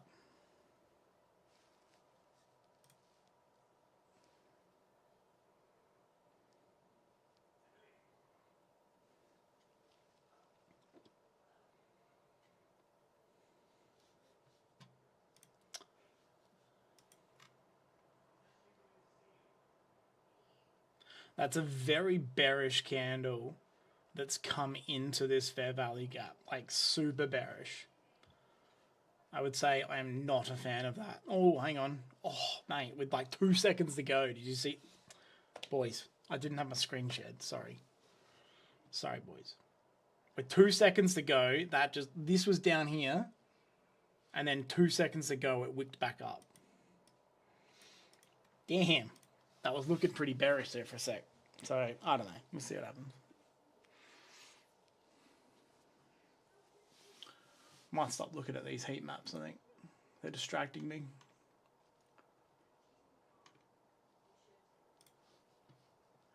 They are distracting me.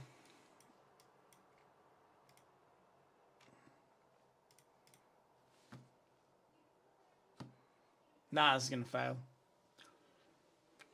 This will stop us out, I reckon. I should probably run a tighter stop loss.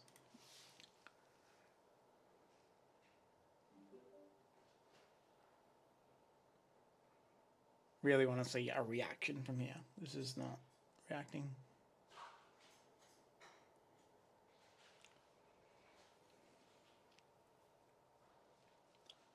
Boo.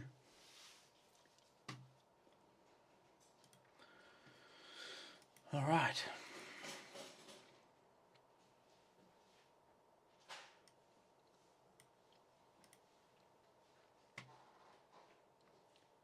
Boo, boo, boo, boo, boo.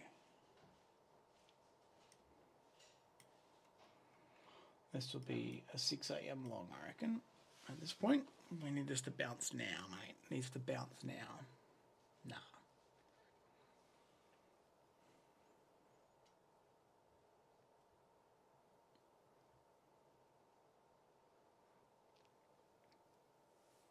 I was better off taking that short.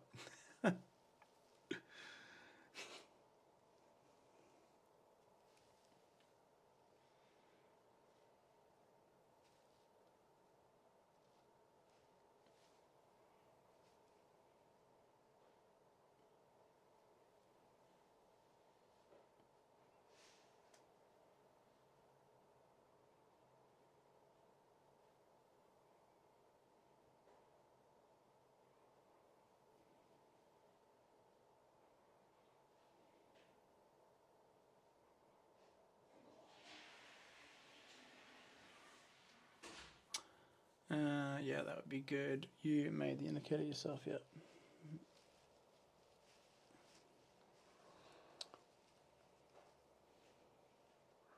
Yeah, sometimes I find the reason why I did the alerts, I don't know, just like life, you know what I mean? Like you're busy doing stuff during the day and you're out and about in the Asia session. Sometimes there are good trades in the Asia session. Just for your story, what bridge did you just deleted the message. He's a German short-haired pointer. I had 2 of them. Unfortunately, one passed away in September. but this one's old.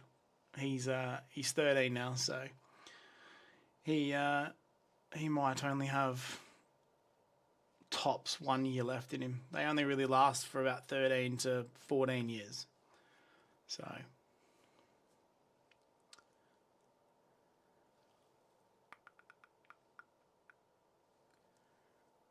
come on, it was good wicks on this buying pressure, and then now it's gonna drop again.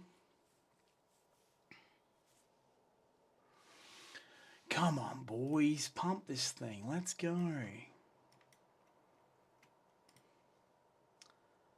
Come on, pump it. Pump it up. You've got to pump it up. The one that's still alive is called Dyson. After the vacuum cleaner.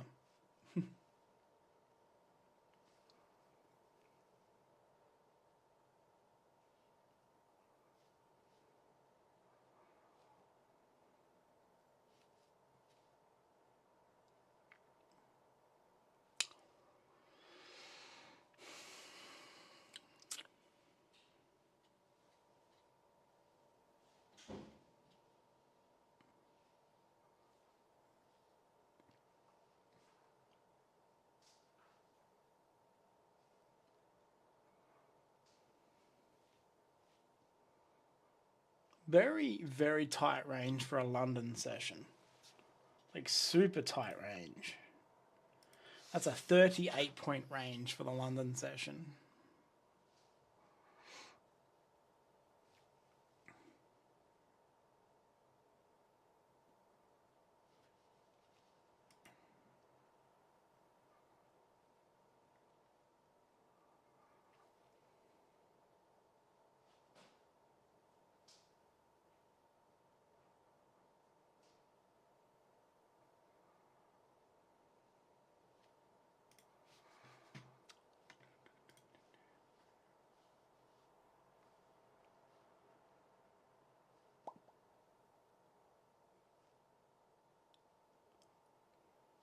Buyers, step in.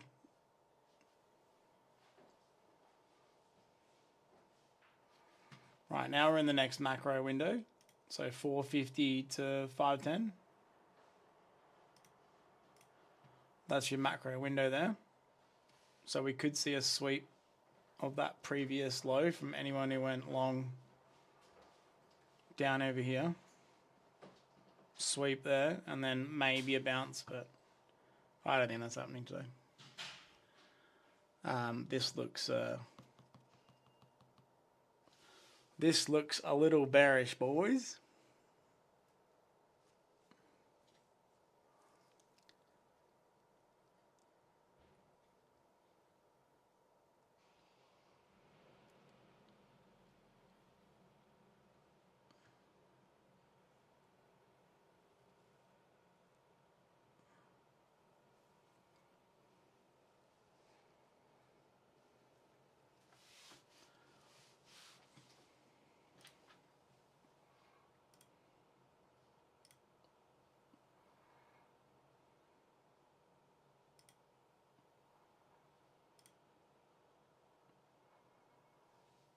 We will get stopped out in a sec. They just sweep. Oof. Actually, this is looking good for another entry. If I get stopped out here, I just let it stop me out. Whatever. It'll do what it'll do. Like I said, I wasn't a huge fan of it because we took out this high. So I definitely was cautious on it. So yeah, see what happens. Bit of divergence there. Massive divergence. This would be cool if it bounced now. Imagine if it didn't stop me out. I'm still in the trade. It hasn't stopped me out yet. That would be pretty cool. How much would you lose if it hit the stop loss? 1,500, mate. So I'm trading two funded accounts. The stop loss is set for $750 USD per account. So times that by 2, it's $1,500 US.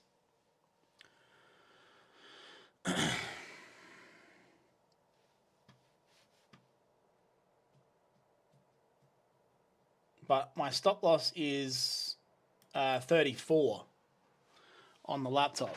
I gave it some wiggle room. I gave it like 2 points of wiggle room. It just missed the stop loss.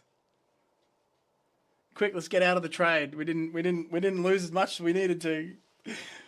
And then we'll do that, and then it will come back in an hour, and it would be like full TP up here right when you got out of it.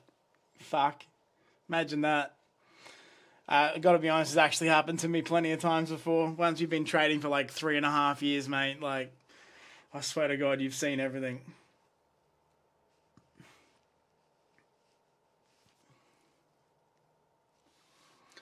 Swear to God.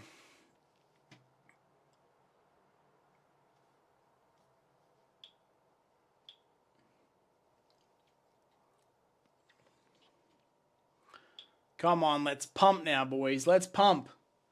We got divergence.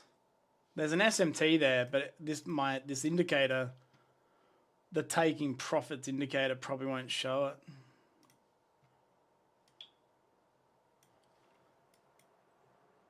The London low, that's equal lows.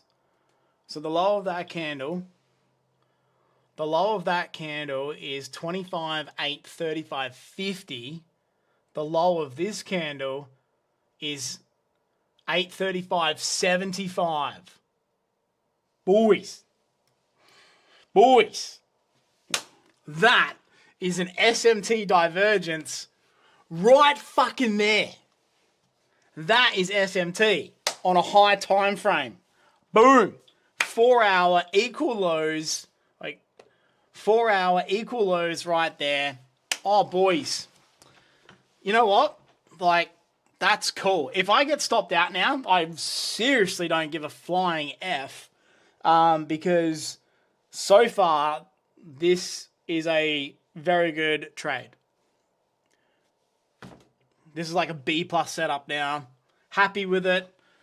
Let's let the thing ride. That worked out perfectly, and I am so glad. I'm so glad the buyers stepped in there and did not stop me out. So, hey.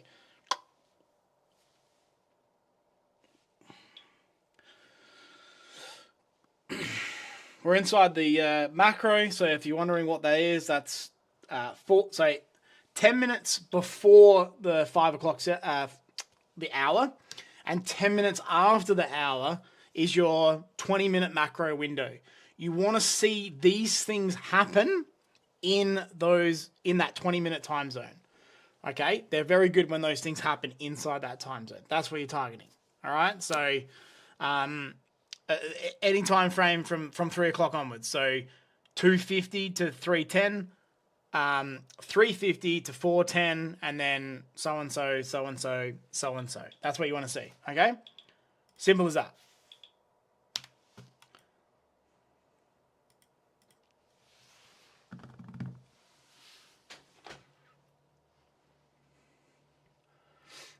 Now we need to see these fair value gaps get full respected. So see how it didn't close? See this, boys? See this? Look at this. Look. See how that 5-minute did not close below that 5-minute FVG. Very good sign. Very good sign. Hey, anything's possible. This could just reverse and dump and do something silly. I respect that. If that's what happens, that's good. But that's a very good sign right now. Theoretically, we should start seeing buyers step in here. This is a typical trend reversal signal happening right now in your eyes. We broke market structure, we inverted, we created an inversion fair value gap, we created a fair value gap and a break of the inversion, which created the break of structure as well. Came over, and this 5-minute fair value gap on this side is being respected. The one thing that is shit about this trade is that the inversion is not over this fair value gap, okay? And that's why you're seeing this wick happen right now, because there are other traders going, nah, that's an inversion, like, let's slam it. And so there's obviously an imbalance there. So we have to push through that. We have to get buyers to pump through this and hold price above, because so far everything has ticked the box, right? So we've got 4 hour equal lows, crazy divergence on the ES. Like, yeah, it's, remember, I like it when the ES diverges instead of the NQ. But it doesn't matter which one has divergence, just one of them has to have it. And it is much better when the ES does it. It's almost like an A++ setup. But when the NASDAQ does it, it's like a good setup. So, yeah, it is what it is. All right? So, yeah, let's see what this... We don't want a 5-minute candle closure below the fair value gap from here on in. We really need this to kind of close a bit bullish. We got 50 seconds left on this candle here. This really needs to pick up some steam. We need to see buyers step in. I am running the book map on my screen, and there's just constant sellers on the delta. So the delta's got to get wiped here. But yeah, that is that. Come on, baby, hold up. Hold up. We don't want to see a 5-minute closure below that 5-minute fair value gap. We do not want to see that.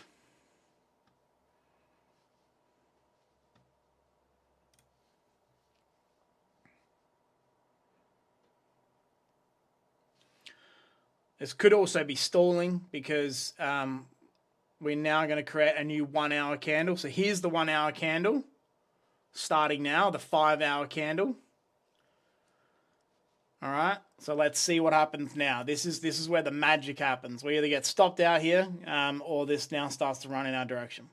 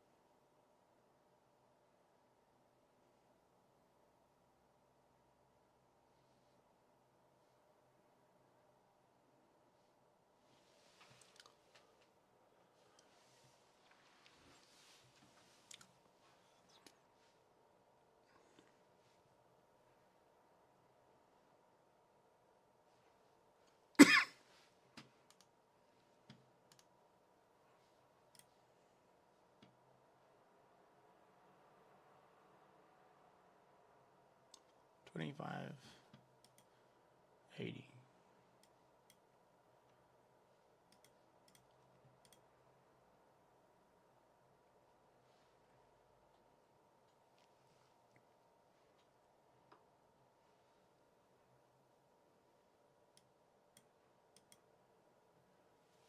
This has been a pretty boring London session, to be honest. I mean, last night was pretty but that was CPI, so that was kind of expected. And then, but like I said, this session's tight, man. Like the London range, right? It's 43 points, which is very low range, super low range. You more want it to be like 70-ish, 70, 80, about double this.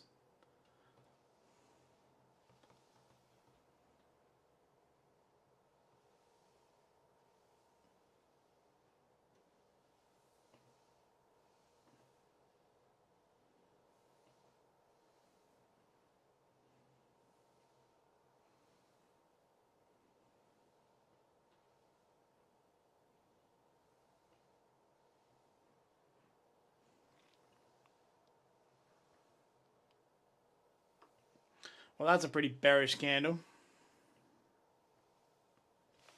I wonder what the S&P 500 and everything's doing. Sorry, not the S&P, the SPY.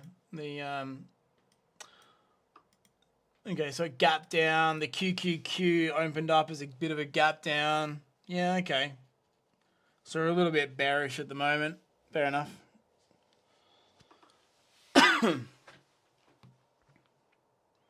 A little bit bearish, but I'd like to see those turn around. What are the stocks doing? Usually when I'm in a trade like this, I don't give a fuck what happens now.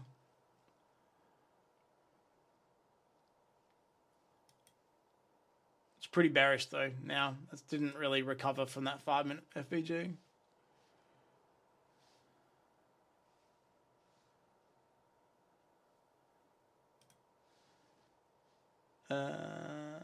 Where's my...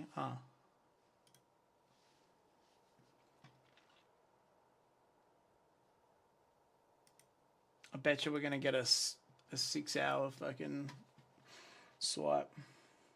Oof, that's bearish. Damn, boys, the buyers didn't step in, man. That sucks. That sucks.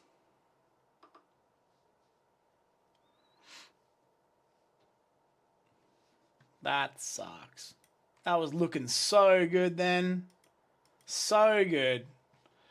And then it wasn't.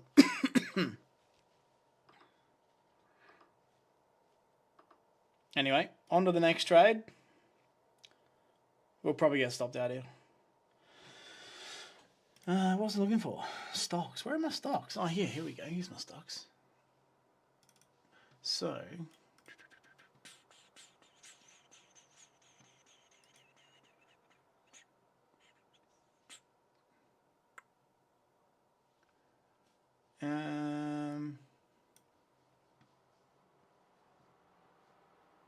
So a lot of stocks gapped down on that 4 a.m. open. Amazon, Apple, Microsoft in the overnights. So they've all kind of gapped down. So it's a bit bearish here, boys. A bit bearish. A few of them are hovering around the PDL too. So, oh well. All good. We win some, we lose some. It'll be a miracle if we get saved from here, but I don't think so. We're too close to 6 o'clock now, this blue line, okay, which is where I can take my second entry. So, same thing. We're just looking for fair value gap, inversion, fair value gap, break of structure, exactly the same thing, but we're looking for it around the macro between 550 and 610. Ideally, the better setups are after 6 o'clock because it means that it's happening in the new 4-hour candle. So you'll get something along the lines of this. All right. So that'll be, yeah, that's what I'll be looking for.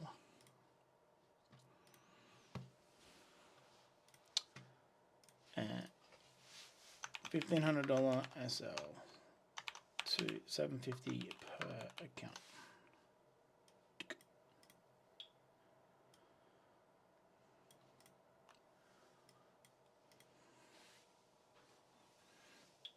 And I'll be honest, I don't know whether or not I want to hold this trade. If I stay in this trade and this thing just chops around until like 550, 555, and this is where we're sitting.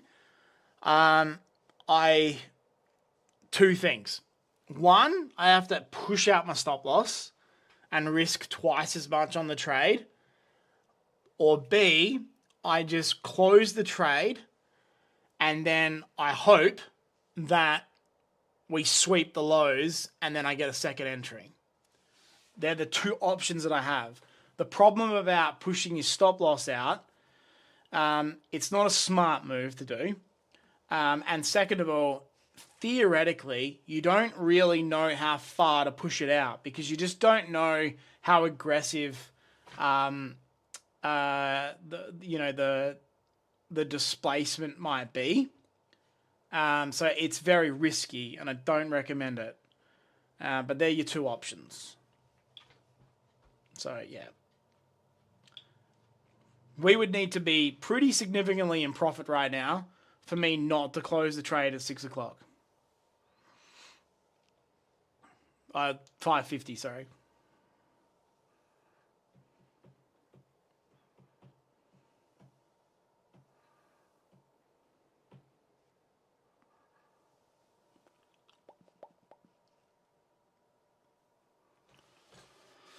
Oh, All right.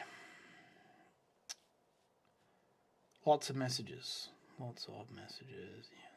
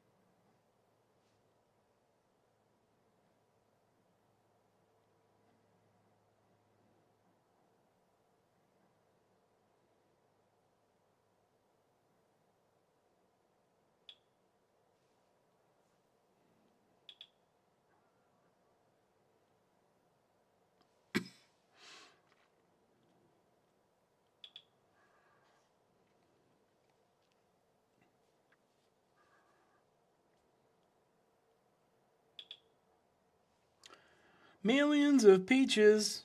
Peaches for free.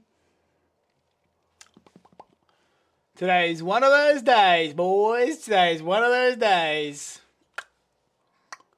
Taking forever to get in profit and taking forever to get stopped out. It's just ranging. Just ranging.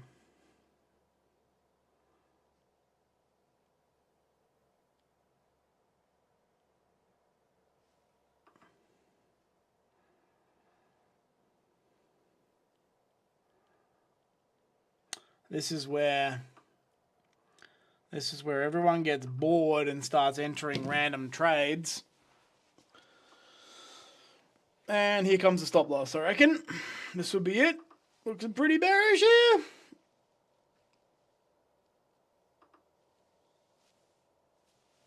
Sometimes I wish it would just stop you out and just get you over your misery, you know, so you don't have to sit here and... Ah, there you go. Stopped out. Stopped out, boys. I reckon I got a bit of slippage then. I reckon there might have been a bit of slippage.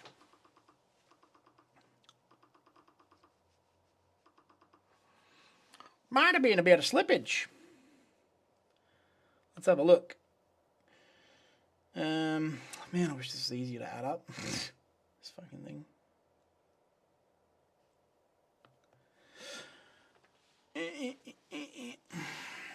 Look at that divergence. All right, so I'm going to delete this off the screen now because that trade didn't work out. And I am willing. I am willing to consider another entry here because this is now playing out to be a potential B++ setup, taking out the Asia low, right? Which is my ideal sweet spot. Like I said, sometimes we don't take it out. We get very close and then we inverse. I thought maybe today might have been the day that might have happened. And we're about to find out whether or not it's about to happen now. So just keep an eye on this. There is massive divergence between the NASDAQ and the ES now, like heaps. Look at this 4-hour candle swiped already. This 4 hour down here, and the NASDAQ, the ES, is nowhere bloody near it. Absolutely nowhere near it. So this is either going to melt real hard, or this could play out to be something good.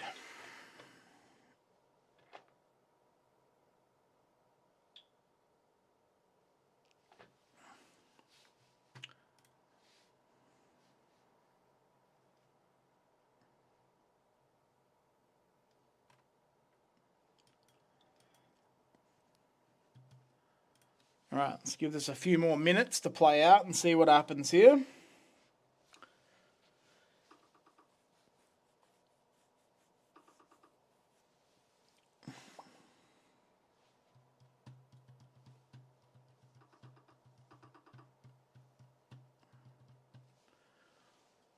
I'll tell you what, that short was actually a good idea. That 50% pullback to the range of 50% and then target the lows. That was actually a pretty good trade.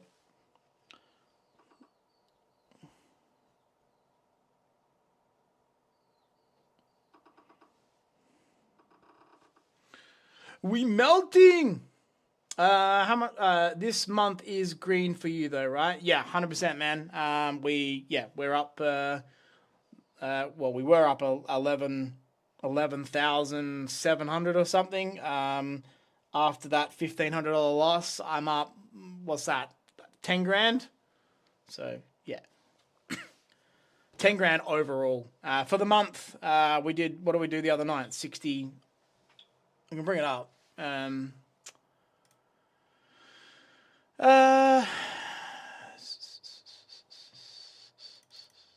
January. We did 7K. We did 7K on Monday.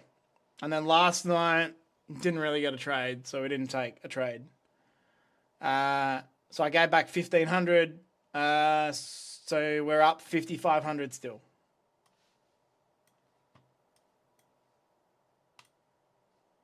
Oh, wait. I should be leaving that loaded because I get the... actually, no, I don't. Oh, yeah, that's right. Millions of peaches. Peaches for free. 25,800. Okay. Yeah, boys. There is a monster order block now that the screen's refreshed. I'll show you in a sec where this is. So there is a huge order block right here. Well, looks like we're going for a 6 a.m. reversal, I reckon. Where the fuck is the order block? Trap traders, sorry. Trap traders, right here. Doink.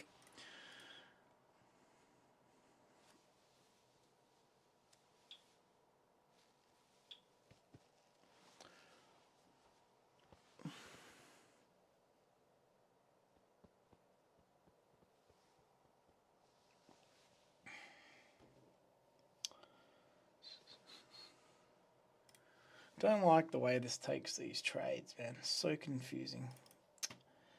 So 92.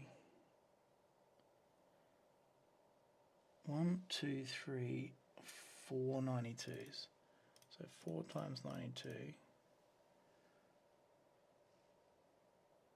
plus 322 plus 368 plus 368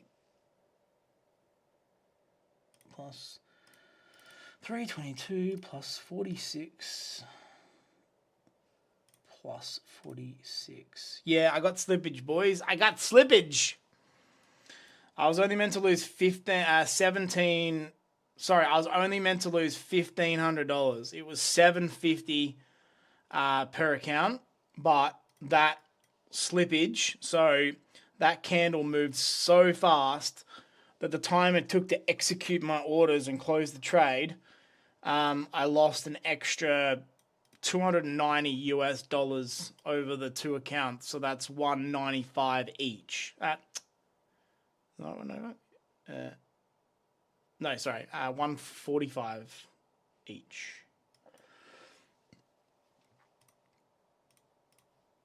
Yeah. So, yeah, a little bit more than I wanted to. On that trade, anyway. I was trying to be tight. Trying to be a little tight on it. That's why I tried to get that real aggressive entry, which I'm pretty happy I stuck out for that, because really, in most cases, I kind of have to front run about a point or 2 points on those entries. This is fucking beautiful. This is beautiful. We're gonna make our money back, boys. We're gonna make our money back in a minute. This is it. This is what I was waiting for. It's happening. Let's go. Let's go, baby. Let's go.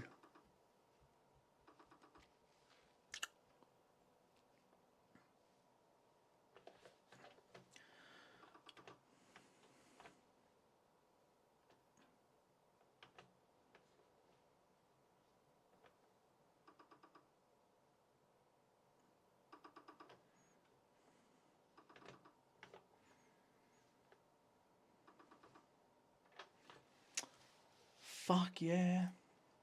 Fuck yeah, baby. Fuck yeah. Bang! And we still have divergence. You're probably wondering how. ES has swept Asia low. That's correct. The ES swept the Asia low, but it hasn't taken its prior day low, but the Nasdaq is about to. Oh man, this looks good. Played out as an actual proper bear flag too. Look at that. Even though the volume was actually decent. Look, the volume was decent. And that actually played out. So you can draw a line from here to here because that's your entry point. Okay. Maybe the ES is going to take out the prior day. Possibly. Oh no, it's only into it, isn't it? I don't really trade bear flags. I don't trade them. I think that's it there.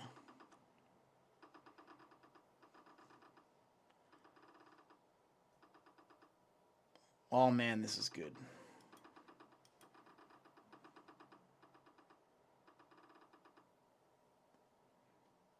Now I really wish I went short back up there at that 50. Let's go, baby.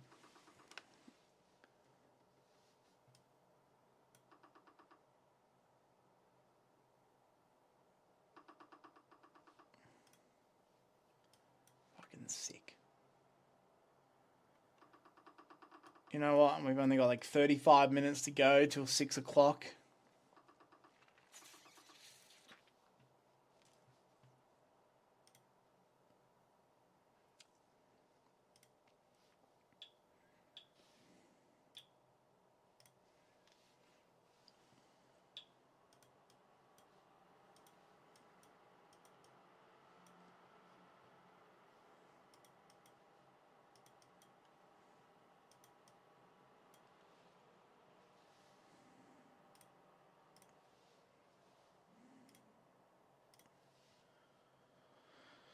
Oh, the SPY is about to get into the PDL. I'll bring this over. I have this loaded on my other screen because I have 3 screens. I've got 3 34-inch curved monitors. I run the QQQ on the bottom. That's just the NQ and the ES, but just fixed on the 15-minute time frame because just looks a bit nicer. QQQ on the 15-minute here shows you the after hours open of that. And then the SPY on the on the right hand side here. At 4 a.m. they open up, so sometimes it's good to look at this because once these things these things don't really make a monster move in the overnight market. So when they do a monster move like this and they tap into some kind of liquidity, i.e. PDL, which is doing right now, in most cases I see this stopping and then it reverses, and then that's when you can tell that that's when you can tell that the Nasdaq or the ES might reverse at the same time. So that's cool. What do we do? We have taken out all of yesterday's low, and that's about it. All we've done is take out yesterday's low.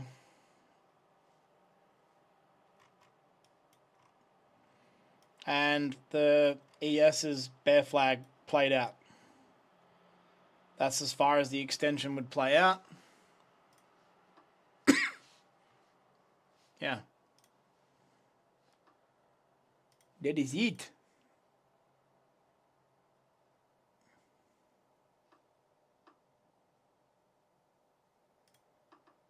All right. No more trap traders. They're all dead. See you later. Trap traders are all gone.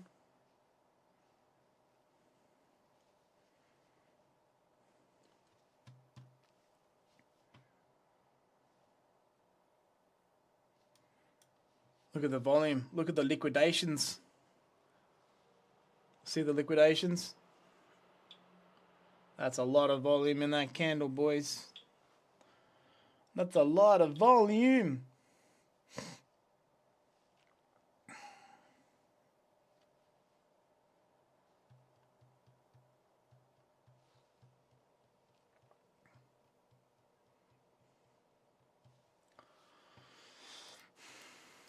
So what do we reckon? Are we just going to dump all session?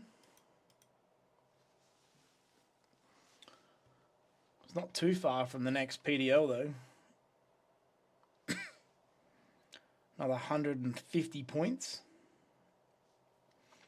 Hey, don't ever say it's impossible. Remember that with trading. You have to be humble, boys. You have to be humble because this shit will fuck you up real fast. This shit will send you back to reality before you can say hello.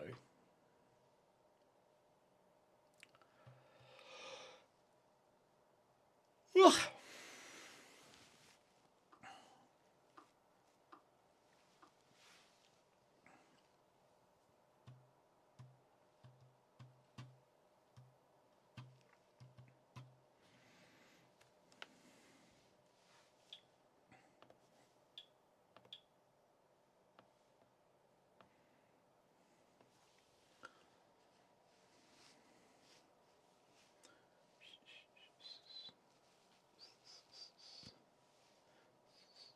Was there any bad news? I was just curious.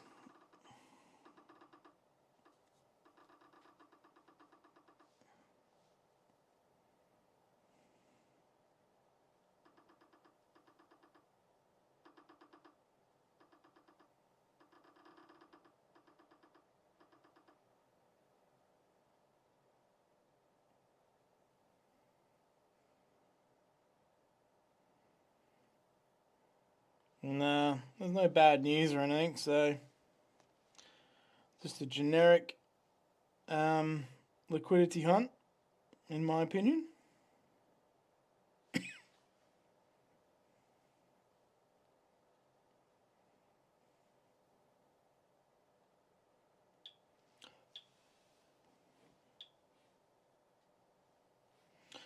Millions of meters, meters will bring.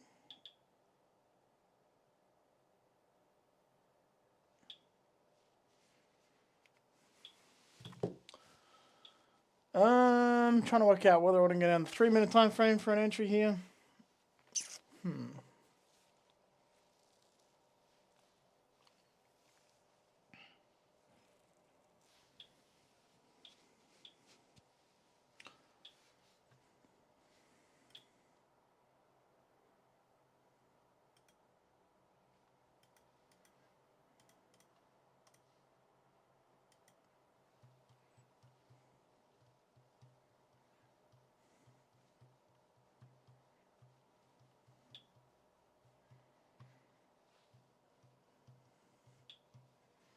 Anyone got a challenge account? Just full port 9 contracts right now. Long. Targeting 50 points. Oh, that's the ES, my bad. I don't execute trades on the ES yet. I think I might have to, though, because my strategy works very well on it. 50 points. There you go. Full port.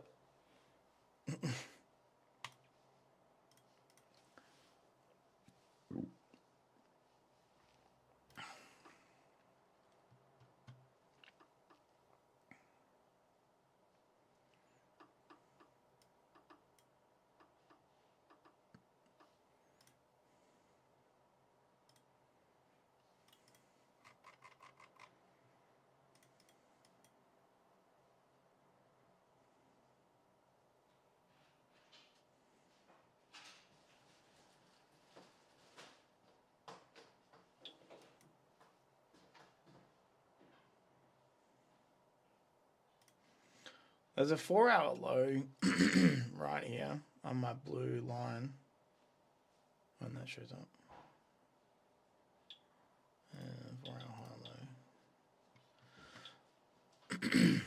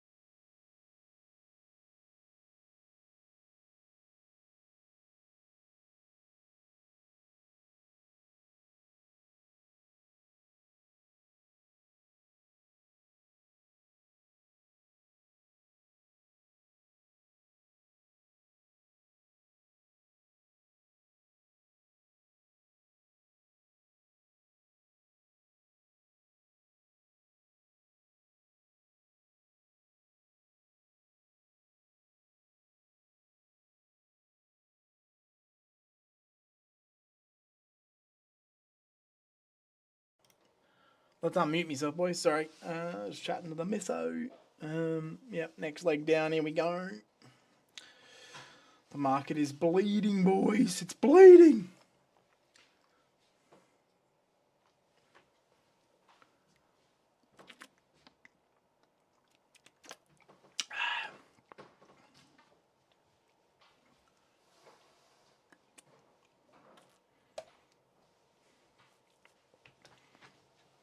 Man, look at the volume kicking in. Holy shit.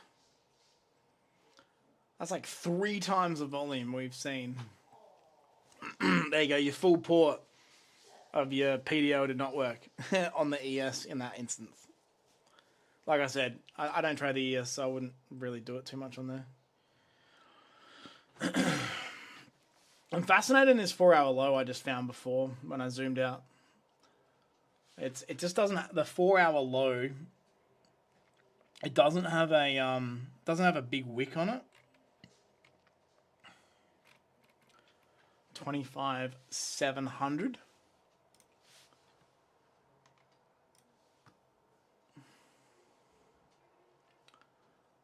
But like I said, we're just waiting for a inversion. We're waiting for a fair value gap to form. Waiting for it to invert, break of structure, go long. That's it. We're creating a bucket load of fair value gaps right now. I'll mark them all out in a sec.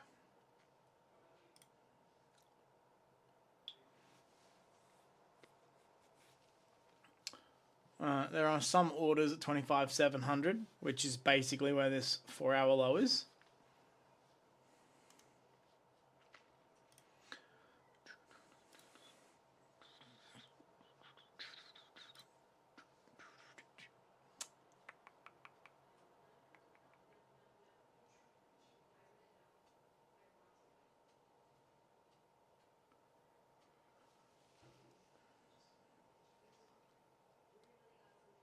I can't see on this other screen. His old mate needs to scroll down, so...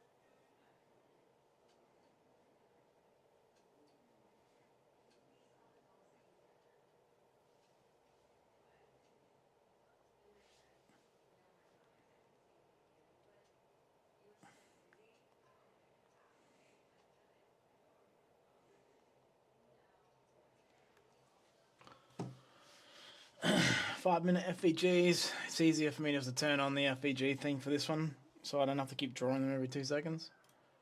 Yeah. Let's see what happens.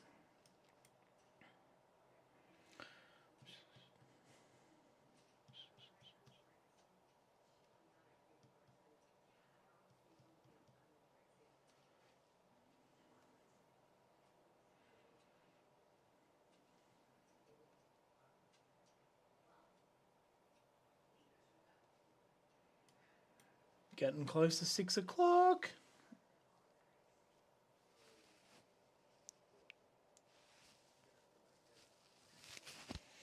It's going to be a late trading session tonight. Gonna get tired.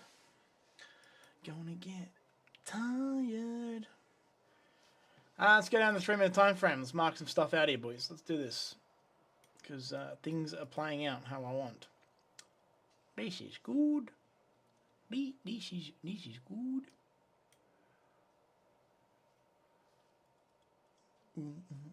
I want to maybe on the lower high.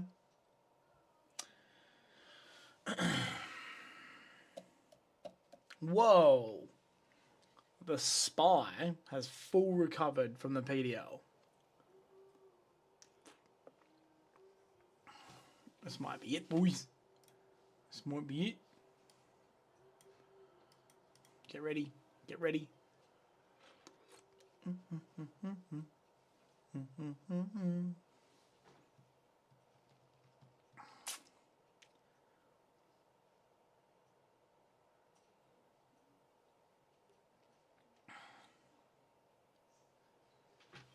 The break of structure.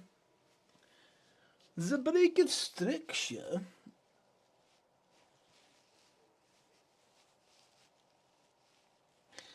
Low, higher low.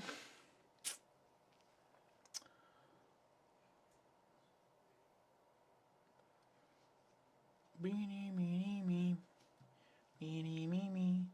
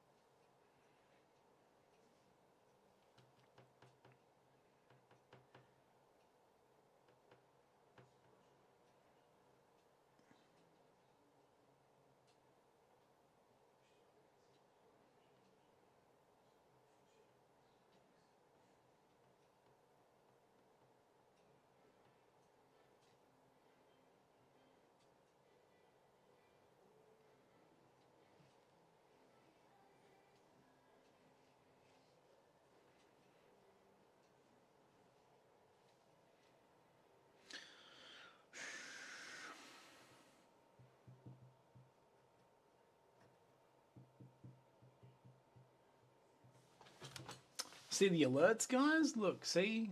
My indicator sends the alerts to my servers and then they process it, whether it's true or false. Because sometimes you can get false alerts, but anyway. Yeah, that's it.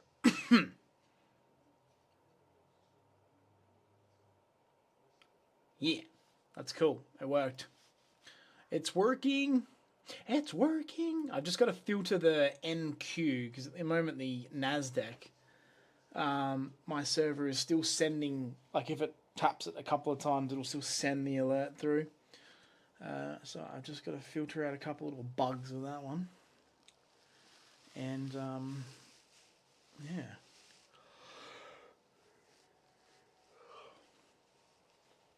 And then that'll be ready. And then I just got to make some cosmetic changes to the indicator, and then that's pretty well done.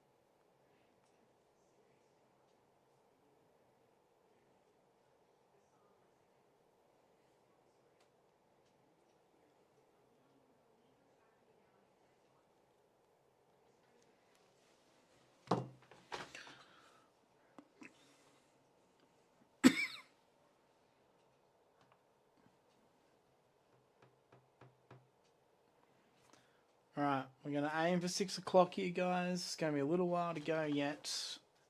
A little while to go yet. It is 15 minutes to go. So we're 5 minutes from the macro window.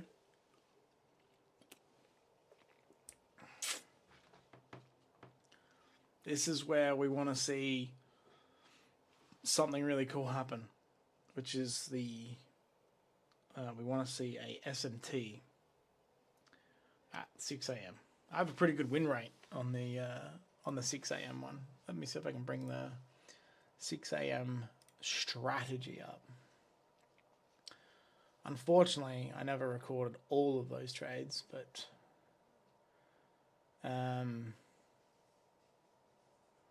yeah, I've taken so since using TradeZella, basically in November, I've actually taken 2 trades at 6 a.m. of the 4-hour low, and they have both been winners for a net profit of $6,000, and I'm pretty sure they were done before I had 2 accounts. I reckon that's only on 1 account. So far I have a good win rate on that. So let's see whether or not we can make that 3 for 3.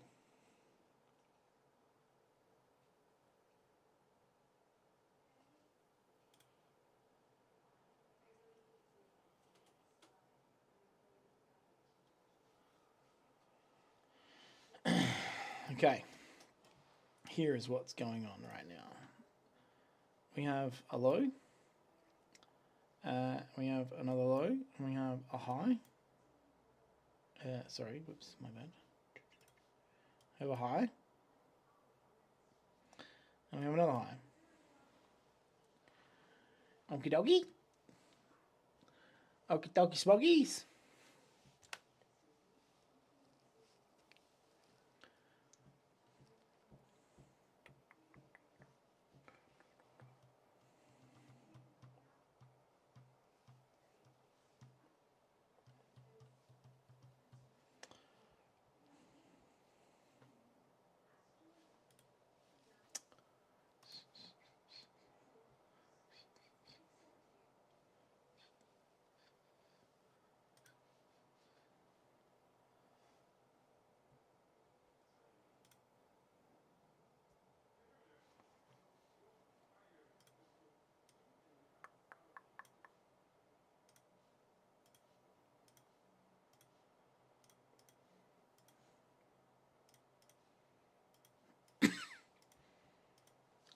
Let's go.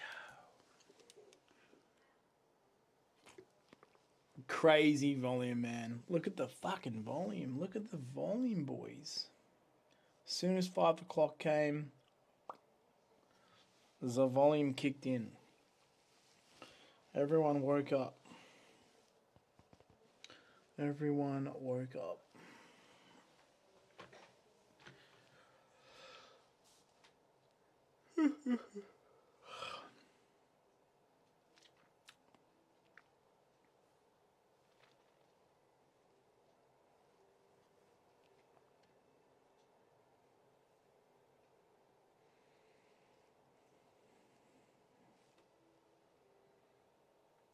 You're back from lunch. Am I still in? Unfortunately not, mate. We got stopped out, dude. We got stopped out. The market melted. Right there. Pooh. So yeah, like I said, we were definitely coming for that Friday low, which we took out, which is the white line. So we can kind of ignore that now. We can delete that line because it's irrelevant. And yeah. I don't know. Yeah. I am considering a second entry because this is kind of playing out at the moment for the 6 a.m. reversal. Since being on TradingView, since being on TradeZella back in November, and I've been like recording my trades in that with my strategies in there. I got a I've taken 2 trades since I started recording in there on the 6 a.m. and I have a 100% win rate. So I'd like to keep that going if I can.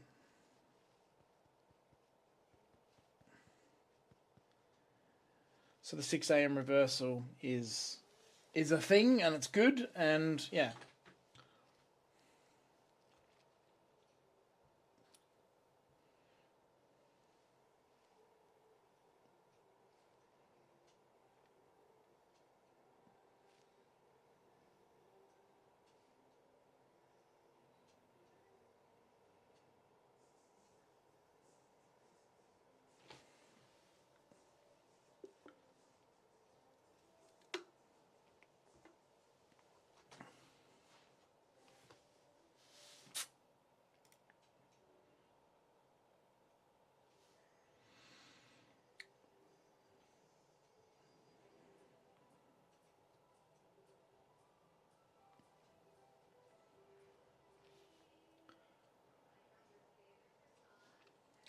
All right, we're in the window. So there's that kill window. That's our kill window right there. We want to see the manipulation right in here.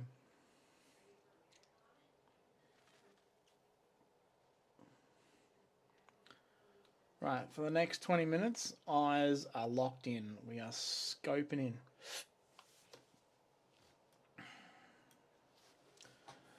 We are locked in here, boys. We are locked in.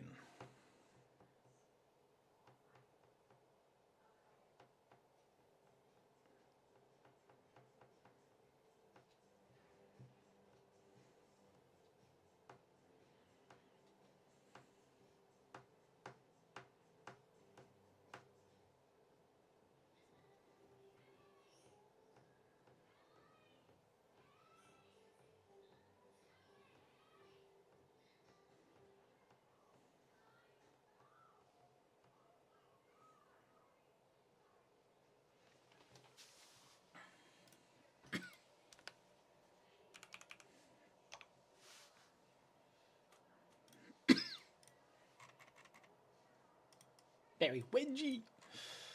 Oh, the QQQ. There's a very good Friday low down here on the QQQ. I actually might mark that out. And then the spy. The spy. Yeah, there's another one there. Interesting.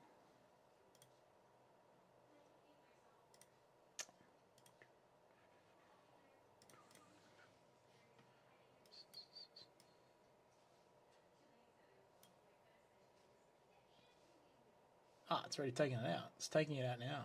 Oh, dude. Right, the QQQ and the SPY are currently taking out the Monday low.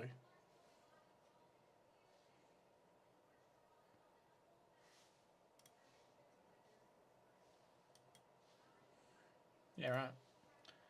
I am pretty sure that I'm probably going to be looking for a long here. Fucking hell. I probably really should have gone short back up there at the London A. That was damn, that was a big fucking trade, that one.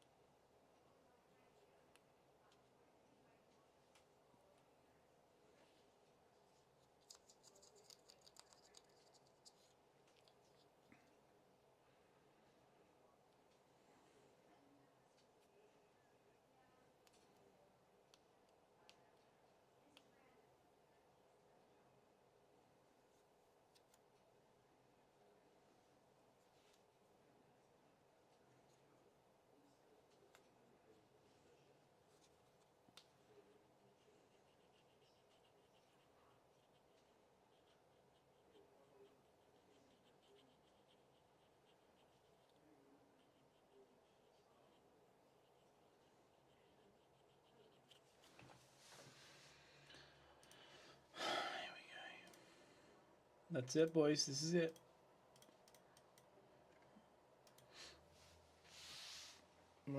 See this get inverted now? Here we go. This is it. Lock in. See what I mean? This is like clockwork. See this? Please be paying attention right now. Please be paying attention. We are inside the blue box. Remember what I said. This is the kill zone. 10 to the hour, 10 past the hour. So 5:50 a.m., 6:10 a.m. You want to see a fair value gap be formed on the leg down, somewhere around this zone, very close to it. Green tick. We have that. Now, we mark that out, and we want to see this at some point in this here. It doesn't have to be on this candle. It can be on the next two candles. We want to see this get inverted, and we want a closure above it. That's what we're looking for.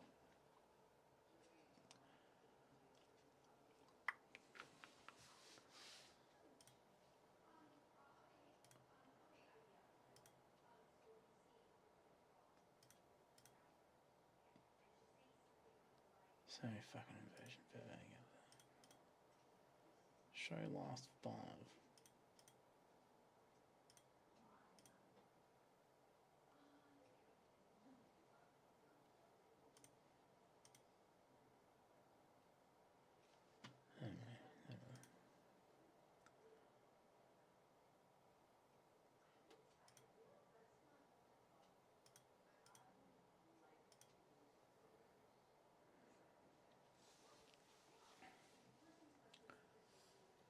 This is textbook so far.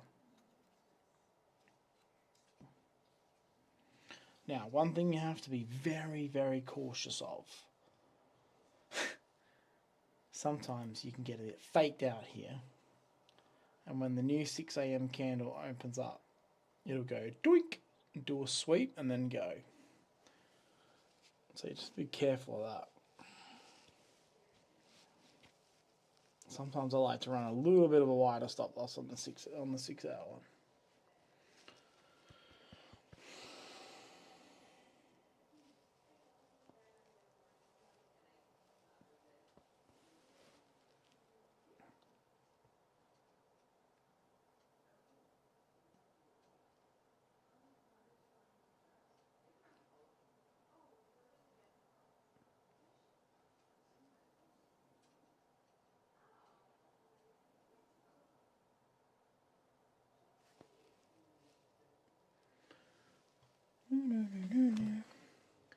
Almost need to go to the toilet for a piece.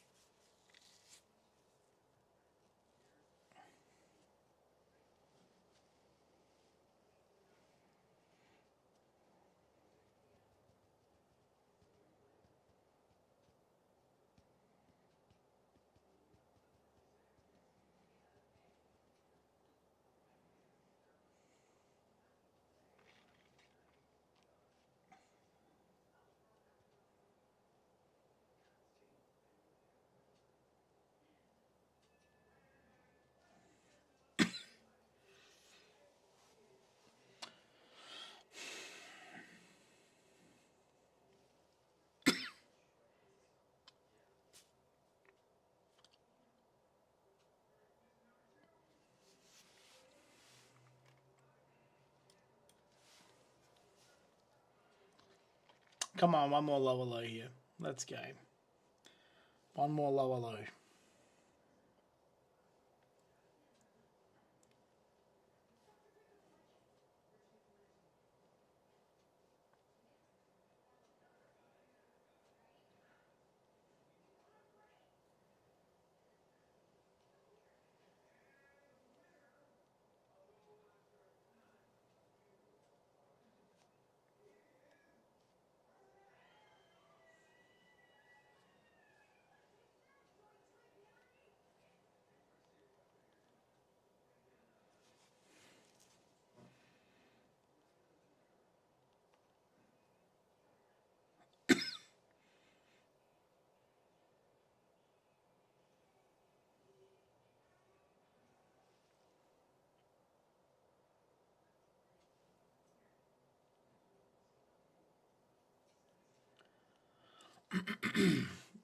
Millions of people will breathe.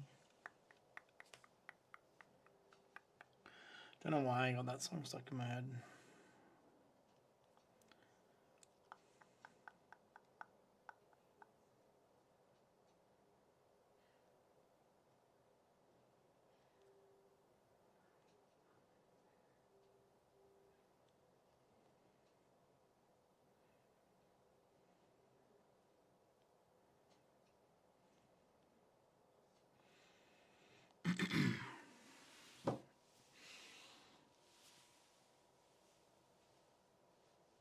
The 6 a.m. candle is here, guys.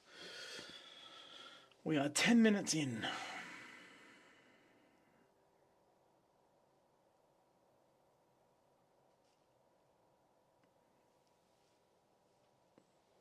Oh my god, the ES is about to sweep the low, man. Oh my god, we're gonna see an SMT. We're gonna see an SMT. Oh my god, it's an SMT. Oh my god. Oh my god, it's gonna be an SMT. Oh shit. Oh, we got double lows, baby. Oh god. Oh god, there's an SMT.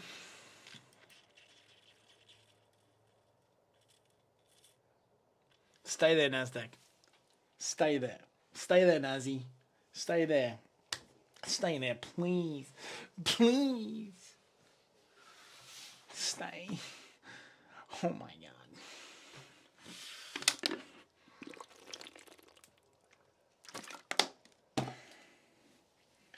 Please, for the love of God. Please, for the love of God. Just stay. Stay. Start playing blackjack. Do you hit or do you stand? Stand.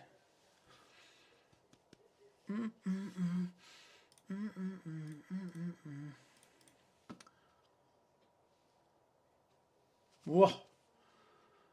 Oh.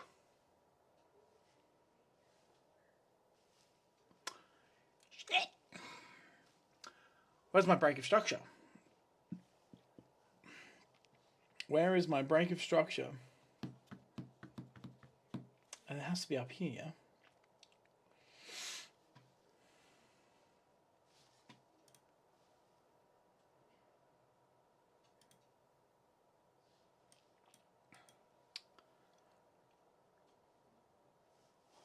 Oh. Hold tight, boys. Hold tight, boys. Goddamn, hold tight. This is it. This is fucking it. Here we go. I almost just want to go long now. I almost just want to go long right now.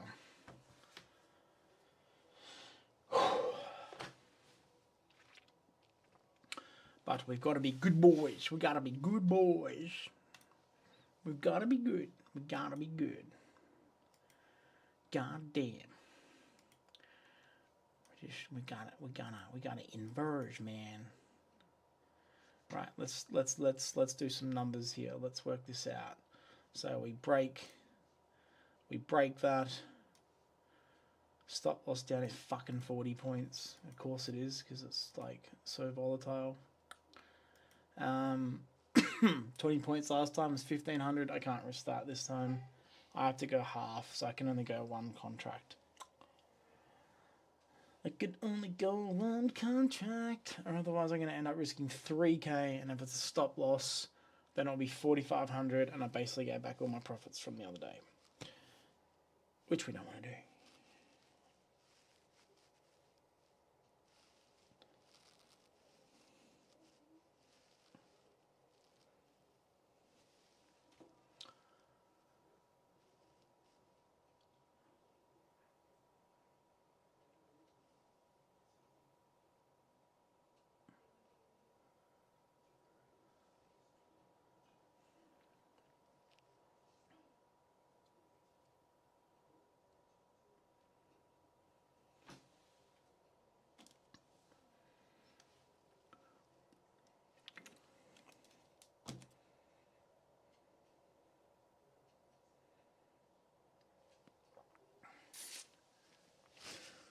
One hour of trading left for an execution.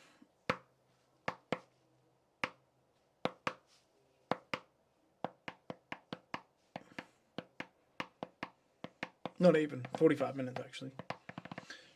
I've only got 45 minutes left, boys, to take a trade, or otherwise, no trade.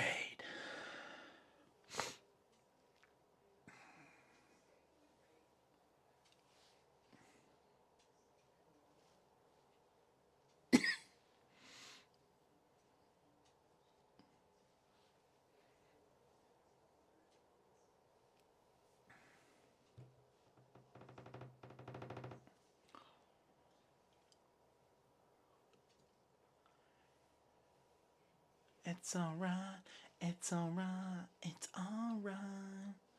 She moves in mysterious ways. It's alright, it's alright, it's alright. La da ba da ba da ba. Dibby dee me me be dee me me me. She moves in mysterious ways.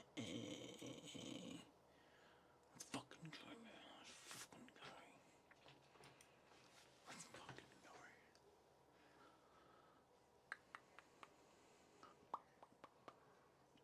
Yes, baby. Yes. Here we go. Here we go.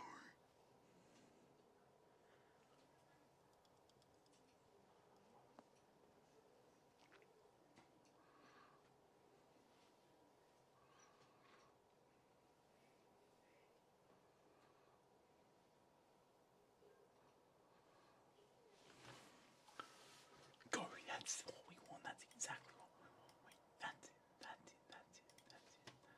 That's it. Let's go, baby. Let's go. 880 each on the night. No, 3 to 1. Fuck yeah. Fuck yeah.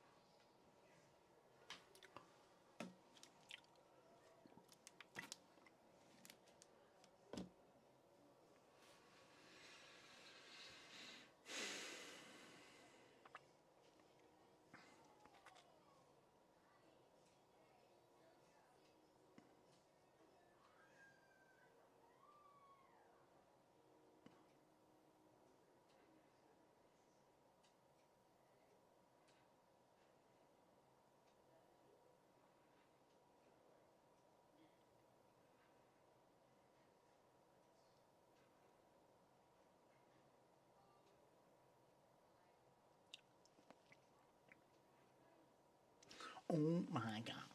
Look at her butt. This is where we want the FVG, baby. I want the FVG. Come on, let's go, let's go.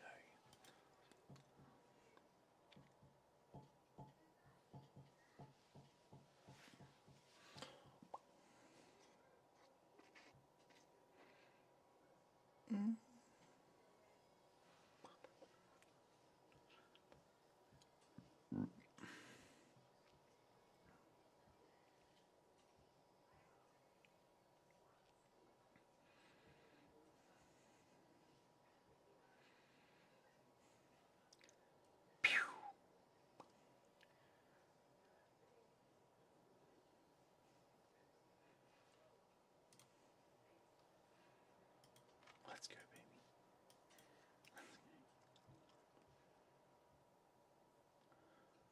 Work test that 5 minute, buddy.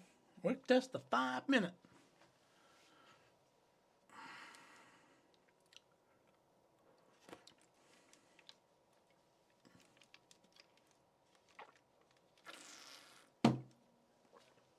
Fucking send it, boys.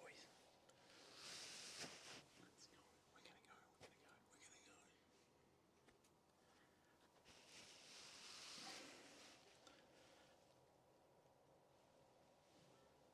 go. Oh, I just want to enter now. I just want to enter right fucking now. Sometimes I don't like waiting for confirmation, boys. Just take a stab and just go for it, you know.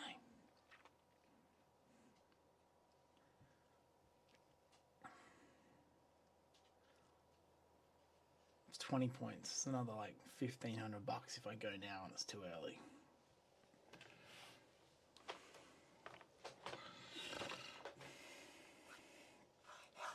You just never know. Confirmation, mate. Confirmation. We don't know what the market's going to do. We don't actually know. We're just a chance of probability.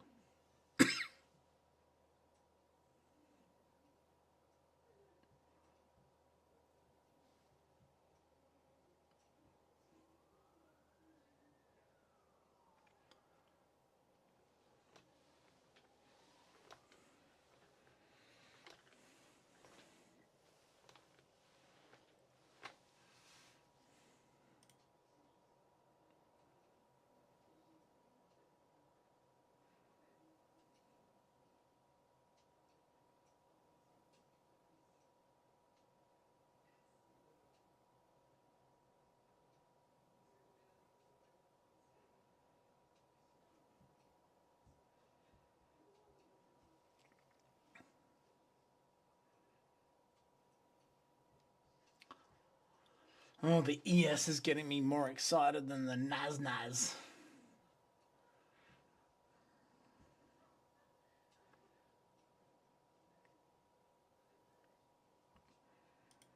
I've really got to wait for confirmation here. I can't just jump into this shit. I've done it before and then it just slams on you and goes, nah. Wait for the confirmation. Wait for the confirmation. Oh. The 3 minute almost closed above the 5 minute. It was like bang on to the tick.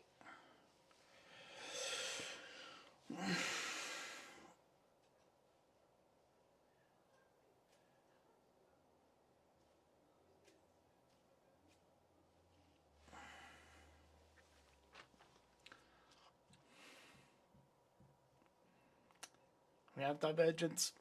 Oh, hang on. Wait a minute. I got a 3 minute FBG here on the... There is a 3 minute FBG right there.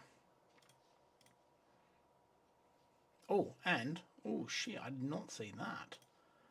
And there is also a inversion fair value gap right there on the ES. Yep. And the NQ has it too. No, it doesn't. Sorry, my bad. My bad. It does have an inverted fair value gap on the 3 minute there.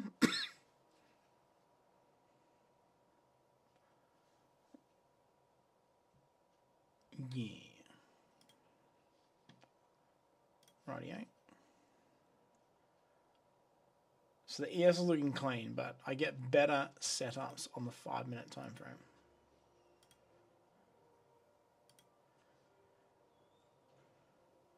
I need this break of structure, man.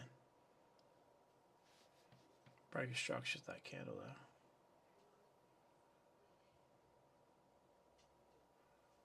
It'll be on this one, surely. Come on. If I get this break of structure, I'm going in. I'll just mark it in too. There's no point trying to get an entry with the limit order.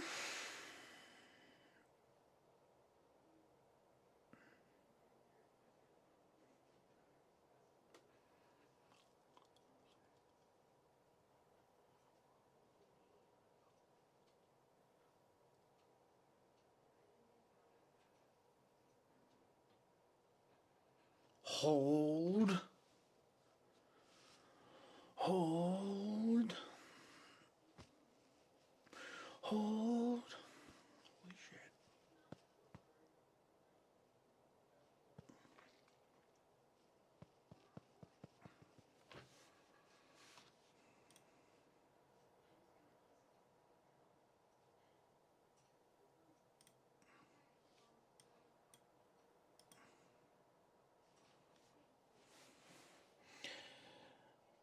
Boom. We're in, baby.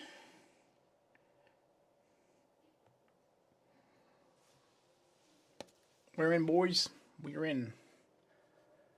25,750. Stop loss 25,711. Yep. And.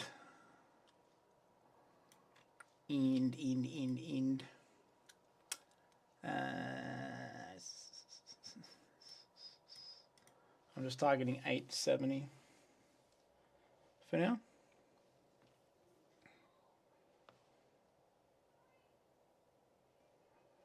Which is just before the London highs. I don't think we're going to hit that before I have to kill the trade. I went in with full size. I did not go in with half size. Probably should have, but it's okay. Yeah, this is an A+ setup. So A+ setup, going full size. Don't know if anyone of you can still see. Anyone still watching the stream? If you are, there it is. I'm back in another trade. And basically, I leave this until 8 o'clock. And then I consider closing it or tightening up my stop loss.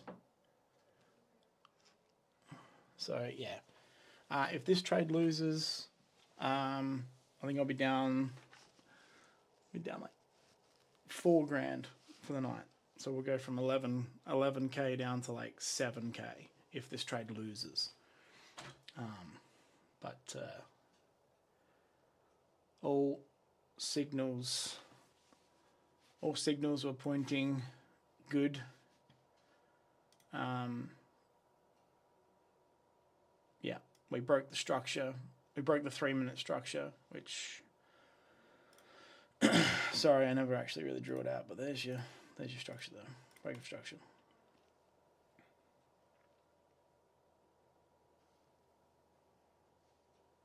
My entry is 750. It's basically 751 with a few cents in there.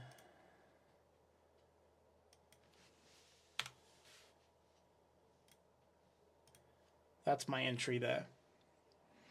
And I'm only allowed to run this until technically 8 o'clock, and then I got to reassess.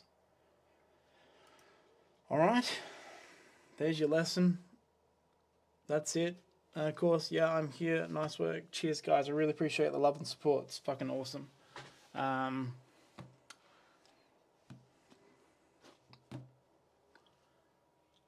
There's nothing for me to do now. The trade either wins or it loses, or I come back at 8 o'clock and close it out. I would love to sit here for the next hour and a half and talk an absolute load of shit.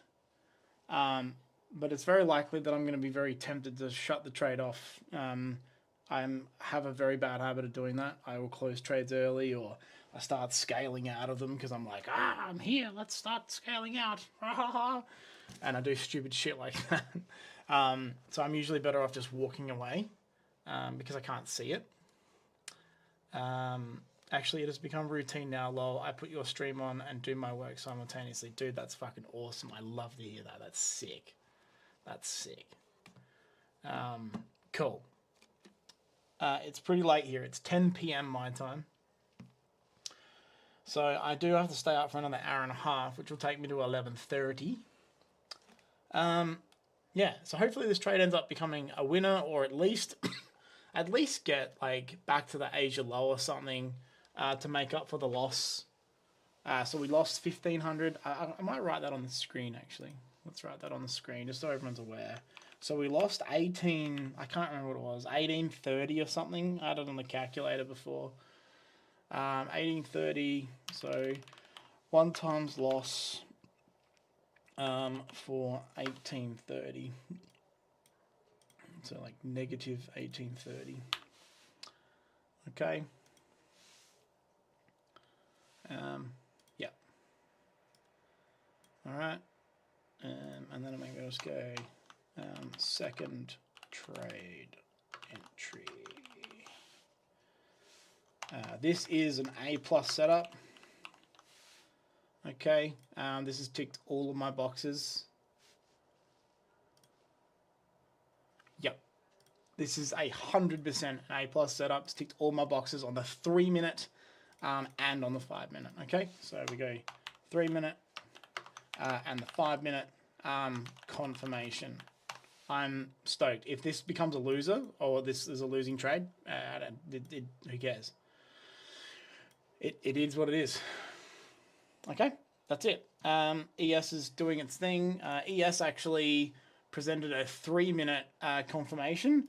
Did it print a 5 minute confirmation for me? No, it did not print a 5 minute confirmation. Okay, I got a 3 minute on that one. Sure. Yeah. Okay. You're all legends. In that exact voice too. Yeah, 100%. It's 4:56 p.m. here. Whereabouts are you? Hitman, where are you? 56. That would make you somewhere around Balinese Indonesian time or Perth WA time.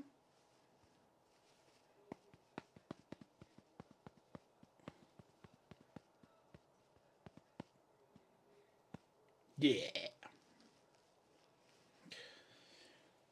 Yeah.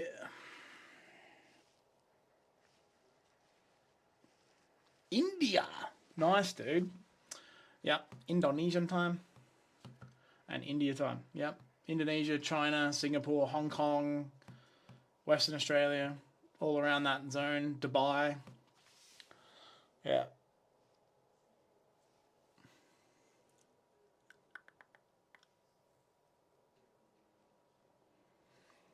All right, guys. I'm gonna walk from this before I do something stupid and take profit. All right. I could probably mark it out for you guys so you can maybe see just before I go.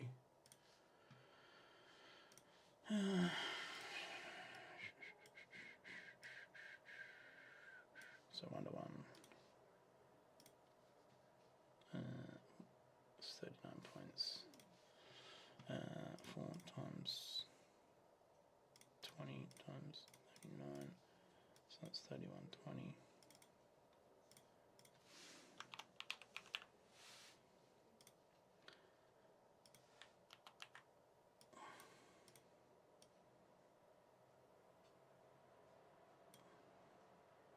Whoa, how did I get that accurate? Holy shit.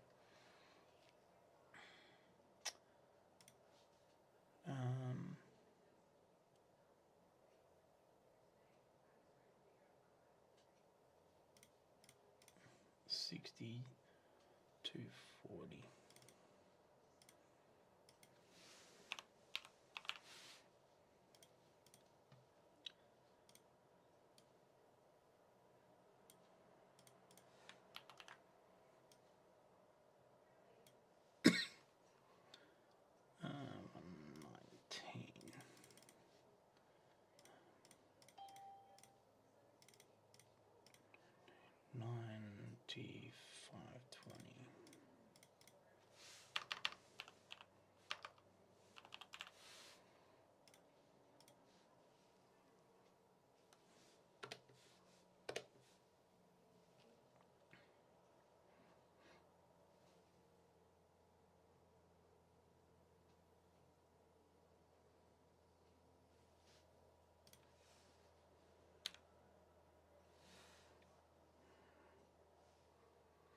There you go, guys. You can see all that.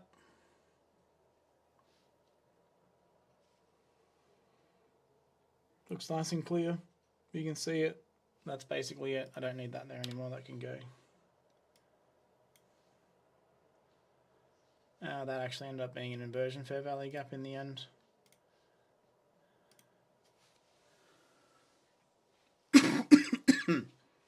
Sick. Cool. I will catch you guys. I will be back in an hour and a half. I'm going to leave the stream running because I want to keep it running. That's my motto is for this. We'll see where we're at. Yeah, you guys can keep an eye on it. So, yeah. What did I say I lost before? 9. It was like 920 per account or something. Maybe I'll do another one of these. And I'll be saying break even for day. Something like that.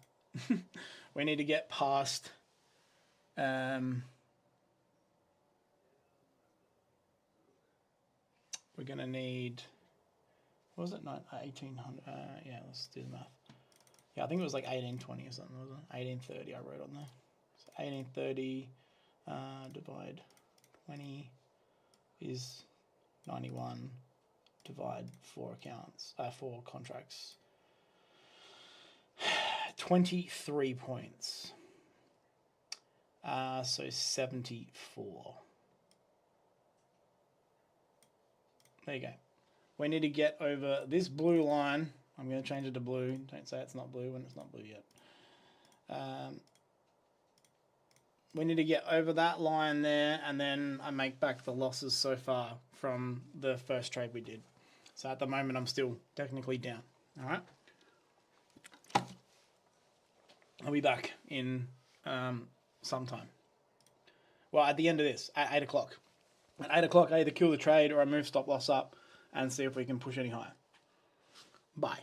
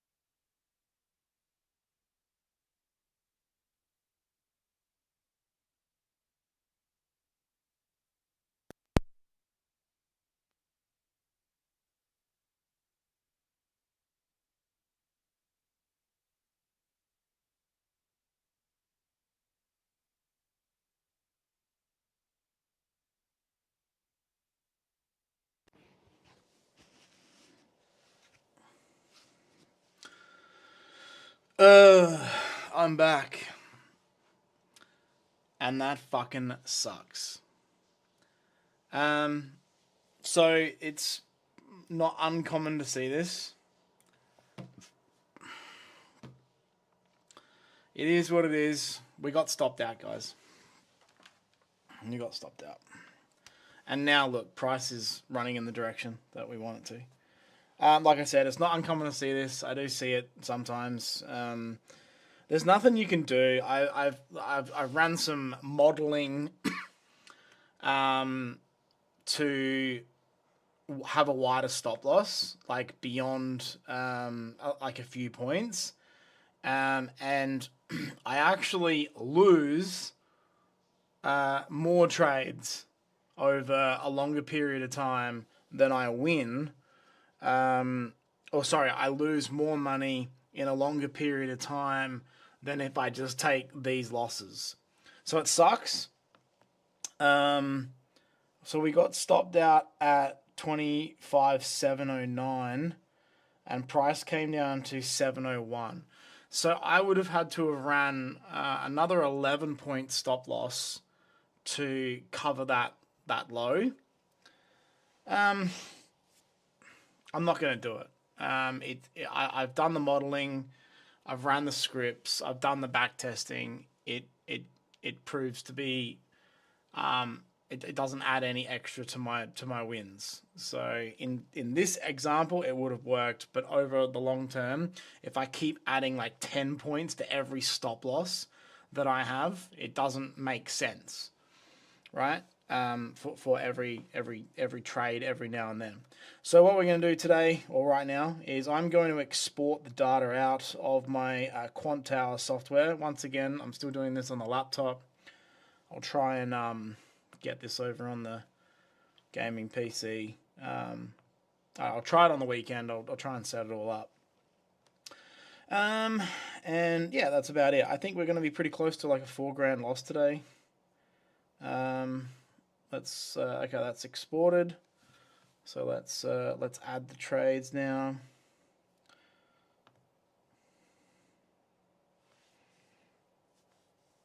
Dun, dun, dun, dun, dun.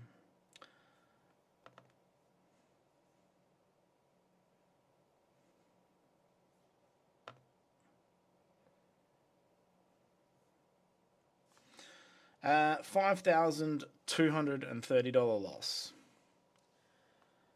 Now, technically, that is like. So I don't mind taking 2 trades a day. I won't do that every single day. I did today because obviously the setup that it was. I'll bring this up on the screen for you guys to see.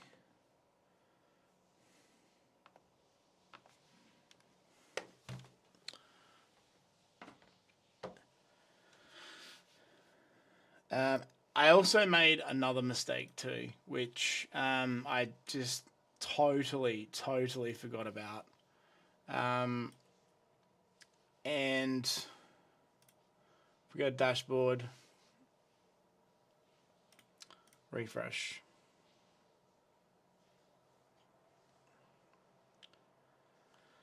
There you go.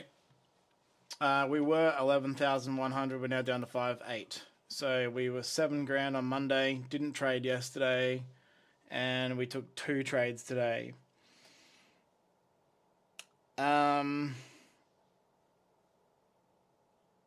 So I am only meant to be risking $1,000 per account, and I have 2 accounts, so that's $2,000. And I took 2 trades today, so that should be 4K, right? So, but my loss was 52.30, so I'm $1,250 basically over what my allowance is to lose, which would leave me with about $7,000, which would still leave me. Still leave me with a good buffer from Monday. So I definitely stuffed up there. I need to pay more attention to that. I don't know what went over me. On the first trade, we were fine. We were $920 risk per account, so I was fine there. It was this trade. This is the one that I stuffed up. I just went back in at full size. I didn't even think about changing it. So yeah, I stuffed up. 39.75.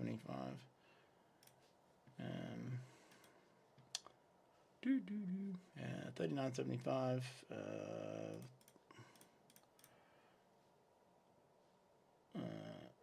Divide 4 by $20. Yeah. So anyway, spewing, this thing's running in my direction, man. Fucking spewing. Bloody dog. Anyway, guys, it is what it is. There was no way I was running a wider stop loss on this one. Wasn't going to happen. Even though that 4-hour low was there, that I did mark it out. So maybe there was something there. Anyway, I'm going to do some updates into TradeZella because I need to write some notes on this one. And OG, boys, OG. I'll see you tomorrow night. All the best. Thank you very much for joining my stream once again. Really appreciate you guys hanging around. And it's all good. We've still got 2 more trading nights left. We have 2 more opportunities to execute some trades here. And trust the process, boys. Trust the process. Good night, Backyard Bob. Good night, Hitman, if you're still there. Good night, Tony.